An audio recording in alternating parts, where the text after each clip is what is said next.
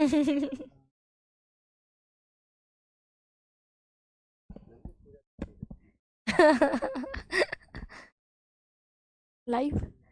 नमस्कार, good morning प्यारे साथियों, कैसे हैं आप सभी। उम्मीद करती हूँ सभी प्यारे साथी एकदम मस्त, शानदार, जिंदाबाद, जबरदस्त होंगे। मैं वर्षा आप सभी का स्वागत करती हूँ आपके अपने प्यारे परिवार टीचिंग बाय रोजगार विद अंकित पर।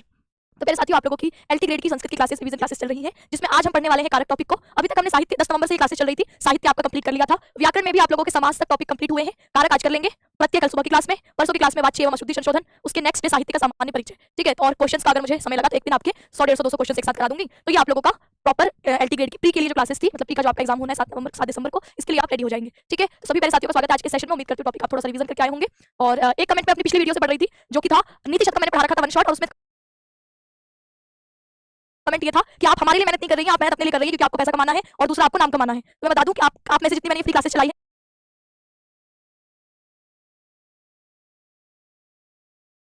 इसमें आपने कोई इसमें पेमेंट नहीं करी है, ये बिल्कुल फ्री ऑफ कॉस्ट चल रही है। मैंने आपसे एक बार भी ये नहीं कहा कि मैं ये टॉपिक आधा पढ़ाऊंगी, आधा के लिए आपको ऐप में कोर्स परचेस करना होगा और आप वहां से पढ़ेंगे, ऐसा किसी भी क्लास में नहीं कहा गया है। एलटी ग्रेड का जितने सिलेबस मैंने आपको शुरुआत में दिखाए थे, बिना किसी टॉपिक को छोड़े डे बाय डे सारे टॉपिक कंप्लीट कराए गए हैं। और दूसरी बात थी कि चलो पैसा तो कहीं से कोई प्रॉफिट नहीं हुआ, यही कि मैं आप लोगों को थोड़ा सा टॉपिक पढ़ाती और कहती आगे का टॉपिक आपको बैच में ही मिलेगा, तब मैं कह सकती थी कि मैं पैसा कमा रही हूँ इसके थ्रू, है ना। और दूसरा कहा था कि आपको अपना नाम कमाना है। मुझे बहुत अच्छे से पता है कि संस्कृत की कितनी ऑडियंस है, और मुझे ये भी पता है कि एलटी ग्रेड में भैया कितनी वॉचिंग आ सकती है, और ये भी पता है कि भविष्य में एलटी ग्रेड या कोई और जो बैच होगा उसमें मैं कितना नाम कमा पाऊंगी, है ना। तो दोनों ही तरीके से मेरा अपना कोई ऐसा प्रॉफिट नहीं है। हाँ, प्रॉफिट ये है कि मेरी नॉलेज बढ़ रही है, मुझे अच्छा लगता है संस्कृत पढ़ाना, तो मैं अपना समय निकालती हूँ संस्कृत पढ़ाने के लिए। नहीं तो इससे ज्यादा ऑडियंस और इससे ज्यादा जो मैं आपकी क्लासेस या नेम फेम की बात होगी, तो मैं 12th को हिंदी पढ़ाती हूँ यूपी बोर्ड में, इससे ज्यादा ऑडियंस है। ठीक है, इससे ज्यादा आपकी वॉचिंग भी आती है, और मुझे लगता है कि छोटे बच्चे हैं तो प्यार भी ज्यादा करते हैं। तो इस तरीके से अगर मैं संस्कृत पढ़ाना कंटिन्यू रख रही हूँ, जो कि मेरे लिए अभी एलटी ग्रेड में कोर्स एप्लीकेशन पर मैंने कंप्लीट करवा दिया था, तो मेरी जिम्मेदारी तरीके से हो गई थी खत्म। मैं एक गागर में सागर जैसे सब ला रहे हैं, गागर में सागर वो ला करके मेरी तरफ से आपके काम खत्म हो गया था।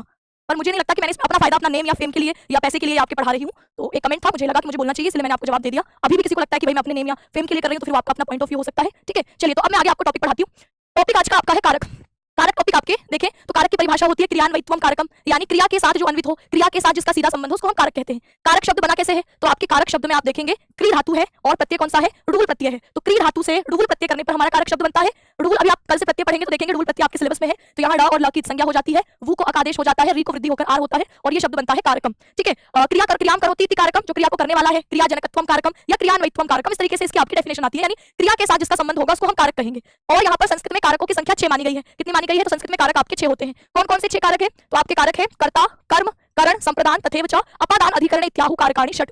हमारे पास कर्ता, कर्म, करण, संप्रदान, अपादान, संबंध और अधिकरण, सॉरी संबंध कारक नहीं है, अधिकरण। तो इस प्रकार 6 कारक है। कर्ता कारक हो गया, कर्म कारक है, करण कारक है, संप्रदान कारक है, अपादान कारक है, अपादान कारक है, और अधिकरण कारक है। ठीक है, ये 6 कारक है। इन्हीं 6 कारकों से हम आपकी विभक्ति प्रकरण भी समझते हैं, जैसे प्रथमा विभक्ति का प्रयोग कहाँ कहाँ होगा, ठीक है, द्वितीय विभक्ति का प्रयोग कहाँ कहाँ होगा, तृतीय विभक्ति का प्रयोग कहाँ कहाँ होगा, चतुर्थी, पंचमी, षष्ठी। तो इस तरीके से आपके कारक तथा विभक्ति परिचय करके ये पूरा टॉपिक बनता है। तो बेसिक कारक क्या होता है, कर्ता कारक क्या है, ये आपको पता ही है कि जो क्रिया को करने वाला है उसको हम कर्ता कारक कहते हैं। स्वतंत्र कर्ता, ये इसकी परिभाषा होती है। कर्म के लिए हम कहते हैं कि कर्तुः ईप्सितमं कर्म, कर्ता क्रिया के माध्यम से जिसको सबसे अधिक चाहता है उसको हम कर्म कहते हैं। जैसे मैं कहूँ राम ग्रंथ पढ़ता है, तो राम पढ़ना क्रिया को करने में स्वतंत्र है, कर्ता कारक। पढ़ने के द्वारा वो जिसको सबसे अधिक चाह रहा है वो ग्रंथ है, तो वो आपका कर्म कारक हो गया। तीसरा हमारे पास करण कारक होता है। करण कारक किसे कहते हैं हम, तो आप कहेंगे करण कारक होता है साधक तमम करणम, यानी क्रिया को करने में जो सहायता दे वो हमारा करण हो गया। चौथा था संप्रदान। संप्रदान क्या होता है, तो आपके संप्रदान की परिभाषा आप क्या देखते हैं, आपके कर्मणा यम अभिप्रेति सा संप्रदानम, कर्ता अपनी क्रिया के माध्यम से, कर्म के माध्यम से जिसको अभिप्रेत करे, जिसको संतुष्ट करे, उसको हम संप्रदान कारक कहते हैं। अपादान क्या होता है, ध्रुवम अपाय अपादानम, यानी किसी स्थिर ध्रुव से जब कोई वस्तु अलग होती है, विश्लेषित होती है, तो उसको हम अपादान नाम देते हैं। फिर आपका अधिकरण आधारो अधिकरणम, क्रिया की सिद्धि के लिए जो आपके आधार होता है उसकी अधिकरण संज्ञा होती है। ठीक, तो ये आपके मुख्यतः 6 कारक आपने देखे। और जब हम कर्ता अर्थ देखते हैं तो सामान्य आप प्रथमा विभक्ति, कर्म है तो उसको द्वितीय विभक्ति, करण है तो तृतीया, संप्रदान है तो चतुर्थी, अपादान है तो पंचमी, अधिकरण है तो सप्तमी। इस तरीके से आप इनका प्रयोग करते हैं। जैसे इसका एक ही वाक्य में सभी कारकों का एक आपके प्रसिद्ध वाक्य है, जैसे हे बालकाः दशरथस्य पुत्रः रामः, दशरथस्य पुत्रः रामः स्वभवने कोशात् निर्धनाय स्वहस्तेन धनम ददाति। ये पूरा एक वाक्य जिसमें सभी कारक आ गए, ददाति। ठीक है, ये पूरा वाक्य जिसमें सभी कारक आ गए। हे बालकाः संबोधन है, अब ये कारक नहीं होता, क्यों, क्रिया के साथ अन्वित नहीं हो रहा कि हे बालकाः ददाति, ये बाल को देता है, क्रिया के साथ अन्वय नहीं हुआ, तो क्रिया के साथ अन्वय नहीं हुआ तो ये कारक नहीं होता। दशरथस्य ददाति, दशरथ का देता है, ये भी क्रिया के साथ अन्वित नहीं होता, षष्ठी विभक्ति है, संबंध को दिखाता है, ये भी कारक नहीं होता। इसके अलावा कहाँ ददाति, कौन देता है, राम देता है, तो राम आपकी क्रिया को कर रहा है, कर्ता कारक हो गया। ठीक है, कहाँ देता है, कुत्र ददाति, तो आप कहते हैं स्वभवने, तो ये इस जगह पर क्रिया संपन्न हो रही है, तो इसीलिए इसको आप क्या कह देते हैं, अधिकरण कारक कह देते हैं। जो धन है वो कोश से अलग हो रहा है, तो यहाँ पर अलग होने के अर्थ में ये अपादान कारक हो गया। इस देना क्रिया के द्वारा जिसको अभिप्रेत संतुष्ट किया जा रहा है वो निर्धन है, इसीलिए यह संप्रदान आपके कारक होता है। स्वहस्तेन पद में ये आपकी क्रिया की सिद्धि के लिए यह कारक का प्रयोग किया गया है, इसलिए हम इसको करण कारक कहेंगे। धनम पद को हम कर्म कहेंगे, धनम पद आपके कर्म कारक का है और ददाती तो क्रिया है ही। तो हमारे पास कर्ता, कर्म, करण, संप्रदान, अपादान और आपने अधिकरण, ये वाले कारक देखे। सीटेट की क्लासेस शुरू हो चुकी है, एप्लीकेशन पर शाम को 7 बजे चल रही है और प्रैक्टिस सेट आप लोगों के 3 दिसंबर से 3 दिसंबर यानी परसों ही आ गया, कल ही आ गया, ठीक है कल ही है 3 दिसंबर। हाँ, तो कल से आपके YouTube पर 3 बजे के टाइम पर संस्कृत का प्रैक्टिस सेट भी होगा, जो भी सीटेट के लिए इंतजार कर रहे हैं, ठीक है। इसके अलावा मैं और कोई क्लासेस बार YouTube पर नहीं लेकर के आऊंगी, क्योंकि आप लोगों के एक तो YouTube पर चीजें आपकी करवाई भी जाती है, उसमें मेरे पास इतनी ऑलरेडी क्लासेस है कि मैं अभी कोई एक्स्ट्रा क्लास नहीं लेना चाहती। तो मैं सीटेट की भी जो ऐप में चल रही है वही क्लासेस लूंगी और जो एक प्रैक्टिस सेट मुझे दिया गया है वो प्रैक्टिस सेट लूंगी। इसके अलावा मैं लाऊंगी तो जब मेरा कोर्स एप्लीकेशन पर समाप्त हो जाएगा, एक मैराथन जो गागर में सागर और मूल मंत्र आती है, ये मेरी सीटेट के लिए स्पेशली रहेंगी इस बार YouTube पर। और इसके अलावा कोई क्लासेस मैं नहीं दे पाऊंगी क्योंकि ऑलरेडी मेरे पास 3-4 क्लासेस अलग अलग जगह चल रही है, ठीक। और शायद मैं आगे मेंस के लिए भी अब आगे YouTube पर मैं किसी चीज को शुरू नहीं करूंगी, क्योंकि मुझे ऐसा लगता है कि एक तो आप अपनी टाइम और एनर्जी लगा करके यहाँ पर सारी चीजें कराते हो, उसके बाद जो नेगेटिविटी आती है कि भाई आप अपने लिए कर रहे हो, फिर कभी बीच में किसी इमरजेंसी के कारण आपने छोड़ दिया तो फिर ये बात हो जाती है आधा पढ़ा के छोड़ दिया। तो इस बार मैंने देखा एलटी ग्रेड पूरा YouTube पर पढ़ा करके, तो मुझे इसका कोई खास फायदा लगा नहीं, क्योंकि एक तो मैंने एक्स्ट्रा इसमें मेहनत करी और ऊपर से कुछ ऐसे कमेंट आते हैं जो अंदर तक परेशान कर देते हैं कि हम कर रहे हैं और ऊपर से इस तरीके के कमेंट को लिख करके जा रहा है। इसलिए ये मेरी आखिरी मुझे लग रहा है कि YouTube पर जो मैं पढ़ा रही हूँ संस्कृत का एलटी ग्रेड का फ्री में कंटेंट आखिरी होगा। इसके बाद जो होगा वो एप्लीकेशन पर होगा, जो मुझे चैनल की तरफ से बैच दिया जाएगा। और एलटी ग्रेड का मेंस में भी मैं यही करूंगी कि जो एप्लीकेशन पर आपके अगर आता है मेंस का तो एप्लीकेशन पर ही पढ़ाऊंगी। YouTube पर जो चैनल की तरफ से गागर में सागर एग्जाम टाइम पर चलेगी या कोई वैसी क्लासेस चलेंगी सिर्फ वही पढ़ाऊंगी, है ना। सीटेट में भी ऐसी होगा और इसमें भी यही, एलटी में भी आ गया। अभी तो मैंने शुरू किया था, मैं इसको बीच में छोड़ नहीं सकती थी, इसलिए भले ही आपके जो है कितनी भी कैसे भी आपके कमेंट आए मैं इसको कंटिन्यू करूंगी। यानी आप लोगों के जहां तक मैंने आपको कहा है कि 5 तारीख या 6 तारीख तक तो वहां तक आपकी क्लासेस चलेंगी। ठीक, आपका एग्जाम हो जाएगा, देखते हैं कि क्या रिजल्ट इस बार प्री में आप लोगों का निकलता है, ठीक है। चलिए, तो यहाँ पर हमने कहा कि जो राम है वो इस क्रिया को कर रहा है, कैसा कारक हो गया, कर्ता कारक, ठीक है। ऐसे ही हमारा ये राम इस क्रिया देना क्रिया के द्वारा जो कर्म कर रहा है, यानी हम कहते हैं कर्तुरी इप्सितमम कर्म, कर्ता अपनी क्रिया के माध्यम से जिसको सबसे अधिक चाहता है वो कर्म हो गया। देना क्रिया में जो उसको सहायता कर रहा है जिसको हम क्या कहते हैं साधक तमम करणम, तो वो क्या है हस्तेन, कि वो हाथ से देता है, तो ये हो गया आपका करण कारक। फिर इस देना क्रिया के द्वारा जो संतुष्ट हो रहा है वो कौन है, निर्धन, तो ये हो गया आपका संप्रदान। अब ये जो धन दिया जा रहा है तो ये कहीं से अलग हो रहा है, जब अलग हो रहा है तो वो कोश है, तो ये कौन सा कारक हो गया हमारा, अलगाव अर्थ में अपादान कारक। फिर ये क्रिया संपन्न कहाँ हो रही है, तो अपने भवन में हो रही है, तो ये हो गया आपका अधिकरण कारक। इसमें हमने देखा कि दशरथस्य का तदाति क्रिया के साथ सीधा संबंध नहीं है, बालकाह का भी सीधा संबंध नहीं है, तो यानी हमारे पास जो संबोधन है और आपके संबंध है, इन ये दोनों को हम संस्कृत में कारक नहीं कहते, जबकि हिंदी में कारक कहे जाते हैं। हिंदी में हमारी कारकों की संख्या 8 हो जाती है। अब यहाँ पर जो एक बात है अनुक्त और अनभिहित की, हम किसकी प्रधानता वाक्य में दिखाना चाहते हैं। कई वाक्य ऐसे होते हैं जिसमें कर्ता प्रधान है और कहीं पर कर्ता अप्रधान है, तो आपको समझना है प्रधान और अप्रधान को। जो प्रधान होता है इसी को हम उक्त कर्ता भी कहते हैं, और जब ये प्रधान नहीं होता तो इसको हम अनुक्त कर्ता भी कहते हैं। इसके अलावा हम यहाँ पर उक्त को ही अभिहित भी कहते हैं, और जब ये अभिहित नहीं होता तो यहां पर आप देखेंगे कि हम अनुक्त और जो अनअभिहित है इसी को देखो अकथित भी बोला गया। अकथित, अकथित यानी जिसको कहा नहीं गया, और कथित यानी जिसको कहा गया है। प्रधान, अच्छा अकथित यहां पर आएगा, अकथित यानी जिसको कहा नहीं गया है, अकथित, अकथित यानी जो कहा नहीं गया है यानी वो अप्रधान है, और ये आपके कथित जिसको कहा गया है। जहां पर भी आपका जो चीज प्रधान होती है उसी को उक्त भी कहा गया है, उसी को अभिहित भी कहा गया है, उसी को कथित भी कहा गया है, उसमें आप प्रथमा लगाते हैं। कौन से लगाते हैं, प्रथमा। जो अप्रधान होगा, जैसे कर्ता जब अप्रधान होता है ना, या कहते हैं हम कर्ता यहाँ अनुक्त है, या हम ये कहते हैं कि कर्ता अनअभिहित है, तो ऐसे में फिर आप विभक्ति परिवर्तन कर देते हो। जैसे अगर कर्ता प्रधान है तो आप कर्ता प्रधान होता है तो उसमें प्रथमा विभक्ति लगाते हो, अगर कर्ता अप्रधान हो जाता है तो उसमें तृतीया विभक्ति आ जाती है। ये जब प्रधान है और ये जब अप्रधान है, यही आपका कर्म में भी है कि अगर कर्म प्रधान होता है तो आप उसमें प्रथमा लगाते हो, कब, जब वो प्रधान है, लेकिन जब वो प्रधान नहीं है तो उसमें फिर आप द्वितीय विभक्ति लगा देते हो अगर कर्म अप्रधान होता है। तो अब हम देखते हैं यहाँ पर एक एक करके सारी कारकों के सूत्र। सबसे पहले हम प्रथमा विभक्ति को कंप्लीट करेंगे। प्रथमा विभक्ति का मतलब प्रथमा विभक्ति जरूरी नहीं कि केवल हम कर्ता अर्थ में ही लगा रहे हैं, है ना, तो आपकी ऐसी द्वितीय विभक्ति भी जरूरी नहीं कि कर्म अर्थ में ही लग रही है, वो जगह आपकी द्वितीय विभक्ति का प्रयोग होगा, और हर जगह हम द्वितीय विभक्ति का प्रयोग उसका हिंदी अर्थ को करते हैं ऐसा भी नहीं होता। इसलिए यहाँ पर आपके विभक्ति परिचय में हम देखेंगे कि प्रथमा विभक्ति का प्रयोग कहाँ कहाँ हो रहा है। जैसे पहला सूत्र है प्रातिपदिकार्थ लिंग परिमाण वचन मात्र प्रथमा। इसमें आपके प्रातिपदिक के अर्थ में, लिंग के अर्थ में, परिमाण के अर्थ में, वचन के अर्थ में प्रथमा विभक्ति का प्रयोग होगा। तो प्रातिपदिक क्या है भाई, सबसे पहले हम प्रातिपदिक को समझते हैं। तो प्रातिपदिक नियत उपस्थित का प्रातिपदिकार्थ, यानी जो जिस शब्द का उच्चारण करने पर जो आपको अर्थ पता चल रहा है। जैसे मैं कलम बोल रही हूँ तो कलम बोलते ही उपस्थित है ना, कलम बोलने से आपके दिमाग में इसकी इमेज बन रही है। जब मैं दीवार बोलती हूँ तो आपके दिमाग में दीवार की इमेज बनती है, जब मैं आपके बोर्ड बोलती हूँ तो इसकी इमेज बनती है। तो यानी जिस शब्द के उच्चारण से आपके दिमाग में जो अर्थ उपस्थित हो रहा है, जो पदार्थ नियत रूप से उपस्थित हो रहा है, उसी को हम प्रातिपदिक कहते हैं। तो हम प्रातिपदिक के अर्थ में, दूसरा इसमें है, अच्छा प्रातिपदिक में भी आपके ऐसे होते हैं जिसमें कोई लिंग नहीं है, जिसको आप अलिंग कहते हैं। कुछ ऐसे शब्द होंगे जिनका लिंग फिक्स होगा, जिसको हम नियत लिंग कहते हैं, तो अलिंग हो गया, नियत लिंग हो गया। और कुछ ऐसे शब्द होंगे जो अनियत लिंग वाले होंगे। अलिंग के उदाहरण जैसे हमारे पास अव्यय शब्द है उच्च ही निच्च, तो ये कैसे है, अलिंग प्रातिपदिकार्थ, जिनका कोई लिंग नहीं है। नियत लिंग प्रातिपदिकार्थ वो जो ऐसे शब्द हैं जो आपके अगर पुल्लिंग के हैं तो हमेशा पुल्लिंग के ही दिखेंगे। जैसे बालक है पुल्लिंग है, कृष्ण है पुल्लिंग है, और नियत में स्त्रीलिंग वाले शब्द मैं बोलती हूँ लक्ष्मी, लता, गंगा, सब स्त्रीलिंग है। और जब मैं नपुंसकलिंग बोल रही हूँ जैसे फलम, द्वारम, तो ये नपुंसकलिंग हो गए। तो ये नियत लिंग के उदाहरण होते हैं। तो आपके एग्जाम में देगा कृष्ण, ये कैसे प्रातिपदिक का एग्जांपल है, कि नियत लिंग प्रातिपदिकार्थ का। लक्ष्मी, श्री, ये भी नियत लिंग प्रातिपदिकार्थ। आपको देगा ज्ञानम, तो ये कैसा है, ये भी आपके नियत लिंग प्रातिपदिकार्थ का होगा। तो जिन शब्दों में एक से अधिक लिंगों में होते हैं उनको अनियत लिंग कहते हैं, जिन शब्दों के लिंग एक से अधिक लिंगों में होंगे उनको अनियत लिंग। अब अनियत लिंग क्या है, जैसे मैं बोलूं तटह, अब इसका पुल्लिंग में प्रयोग करना है तो हमने तटः लगा दिया, स्त्रीलिंग में प्रयोग करना है तो तटी लगा दिया, और नपुंसकलिंग में प्रयोग करना है तो तटम। तो ये निश्चित नहीं है, अनियत है। तो यहाँ पर थोड़ा सा कंफ्यूज करने के लिए आपके कुछ सवाल पूछेगा, जैसे अलिंग के एग्जांपल कौन से हैं, ये दे देगा श्री दे देगा, ये आपके कैसे प्रातिपदिकार्थ का है, तटी शब्द दे देगा, ये कैसे प्रातिपदिकार्थ का है। तो तटः तटी तटम एग्जांपल मिलते हैं अनियत लिंग में, कृष्णः श्री ज्ञानम ये मिलते हैं नियत लिंग प्रातिपदिकार्थ में, उच्च ही निच्च ही वाले मिलते हैं अलिंग प्रातिपदिकार्थ में। ठीक है, तो ये प्रातिपदिकार्थ के साथ आपने प्रातिपदिकार्थ मात्रे प्रथमा प्रातिपदिक में आपने 3 लिंग देख लिए, जिसमें पुल्लिंग स्त्रीलिंग और सॉरी नियत लिंग, अलिंग और अनियत लिंग, ये एग्जांपल है। इसके बाद हमारे पास अच्छा परिमाण मात्र, लिंग शब्द के साथ आपने पहले यहाँ पर प्रातिपदिक के अर्थ में देखा, फिर परिमाण में हम कह रहे हैं नापतोल, जैसे मैं कहूं द्रोणो व्रीहि, यही एग्जांपल इसका ज्यादातर देखने को मिलेगा। द्रोणो व्रीहि यानी जैसे आजकल आप 1 किलो 2 किलो कहते हैं, तो पहले द्रोण बाल्टी टाइप का कुछ परिमाण के लिए नापतोल के लिए प्रयोग किया जाता था, व्रीहि मतलब धान। तो ये परिमाण मात्र, आपके परिमाण मात्रे प्रथमा से इसमें प्रथमा विभक्ति हो जाती है। और इसके अलावा क्या है, प्रातिपदिकार्थ, लिंग और परिमाण। अब वचन मात्रे प्रथमा, तो वचन जैसे एक वचन, द्विवचन, बहुवचन, एक वचन, द्वौ, द्विवचन, बहवः, बहुवचन। तो ये आपके प्रातिपदिकार्थ, लिंग, परिमाण, वचन मात्रे प्रथमा से यहाँ पर प्रातिपदिक के अर्थ में, लिंग के अर्थ में, परिमाण के अर्थ में, वचन मात्र के अर्थ में प्रथमा विभक्ति होती है। अब अगला सूत्र है हमारे पास संबोधने चा, और कहाँ आती है प्रथमा, तो बोले संबोधन के अर्थ में प्रथमा विभक्ति होती है। संबोधन जैसे कि मैं बोलूं हे देवदत्त अत्र आगच्छ, हे देवदत्त इधर आओ, तो ये हे देवदत्त कैसा पद है, संबोधन है। तो संबोधन में आप जब किसी को पुकारते हो तो वह आपको, इसको हम कहते हैं अभिमुखीकरण की प्रक्रिया। तो यहाँ पर भी आप प्रथमा विभक्ति लगाते हो अभिमुख करने में, यानी कोई आपकी तरफ अभिमुख हो, इसमें भी आप प्रथमा विभक्ति लगाओगे। तो ये आपके प्रथमा विभक्ति के प्रयोग। ठीक है, अब आगे बढ़ते हैं हम द्वितीय विभक्ति में। द्वितीय विभक्ति कहाँ पर आती है, तो कर्म में तो आती ही है, और कर्म की परिभाषा हो जाती है कर्तुरी इप्सितमम कर्म, कर्ता अपनी क्रिया से जिसको सबसे अधिक चाहता है वो कर्म हो जाएगा। तो इसमें 2 बातें ध्यान रखनी है, कर्तु षष्ठी विभक्ति, दूसरा है इप्सितमम। सिर्फ ईप्सित नहीं बोला, सिर्फ ये नहीं बोला कि कर्ता जिसको चाहता है, ये बोला है जो ईप्सितमम है, जिसको सबसे अधिक चाहता है उसकी कर्म संज्ञा हो जाएगी। और कर्मणि द्वितीय अगला सूत्र आएगा जो कहेगा कि कर्म पद को द्वितीय विभक्ति से दिखाएंगे। जैसे हमारे पास अच्छा कर्मणि द्वितीय में भी ये जो कर्म है कर्तुरी इप्सितमम कर्म है वो अनुक्त कर्म है। अनुक्त कर्म यानी जब हम उसकी प्रधानता, जब वो प्रधान नहीं है, तो यानी अनुक्त कर्म जो प्रधान नहीं होता जब कर्म, तो उसमें द्वितीय विभक्ति आती है। जैसे हरिम भजती, हरि को भजता है, तो यहाँ आपके हरिम भजती में हरि कर्म है। तो पहला जब जैसे मान लीजिए भजने की क्रिया कोई बालक कर रहा है, कि मैंने कहा बालकः हरिम भजती, तो बालक यहाँ पर हरि को भजता है, ठीक, क्रिया करने वाला बालक है। इस भजना क्रिया के द्वारा जिसको सबसे अधिक चाह रहा है वो हरि है, कर्म हो गया। कर्तुरी इप्सितमम कर्म से इसकी कर्म संज्ञा हुई, और फिर हम इसमें कर्मणि द्वितीय से द्वितीय लगा रहे हैं। अब अनुक्त कर्म का एग्जांपल, जैसे देखो यहाँ पर लिखा है लक्ष्म्या सेवितो हरि, लक्ष्मी के द्वारा आपके हरि की सेवा की जाती है, हरि का सेवन किया जाता है। तो अब यहाँ पर आपका कर्म कैसा हो गया, प्रधान। यहाँ पर कर्म कैसा है, प्रधान, और कर्म प्रधान होता है तो उसमें कौन सी लगी है, प्रथमा।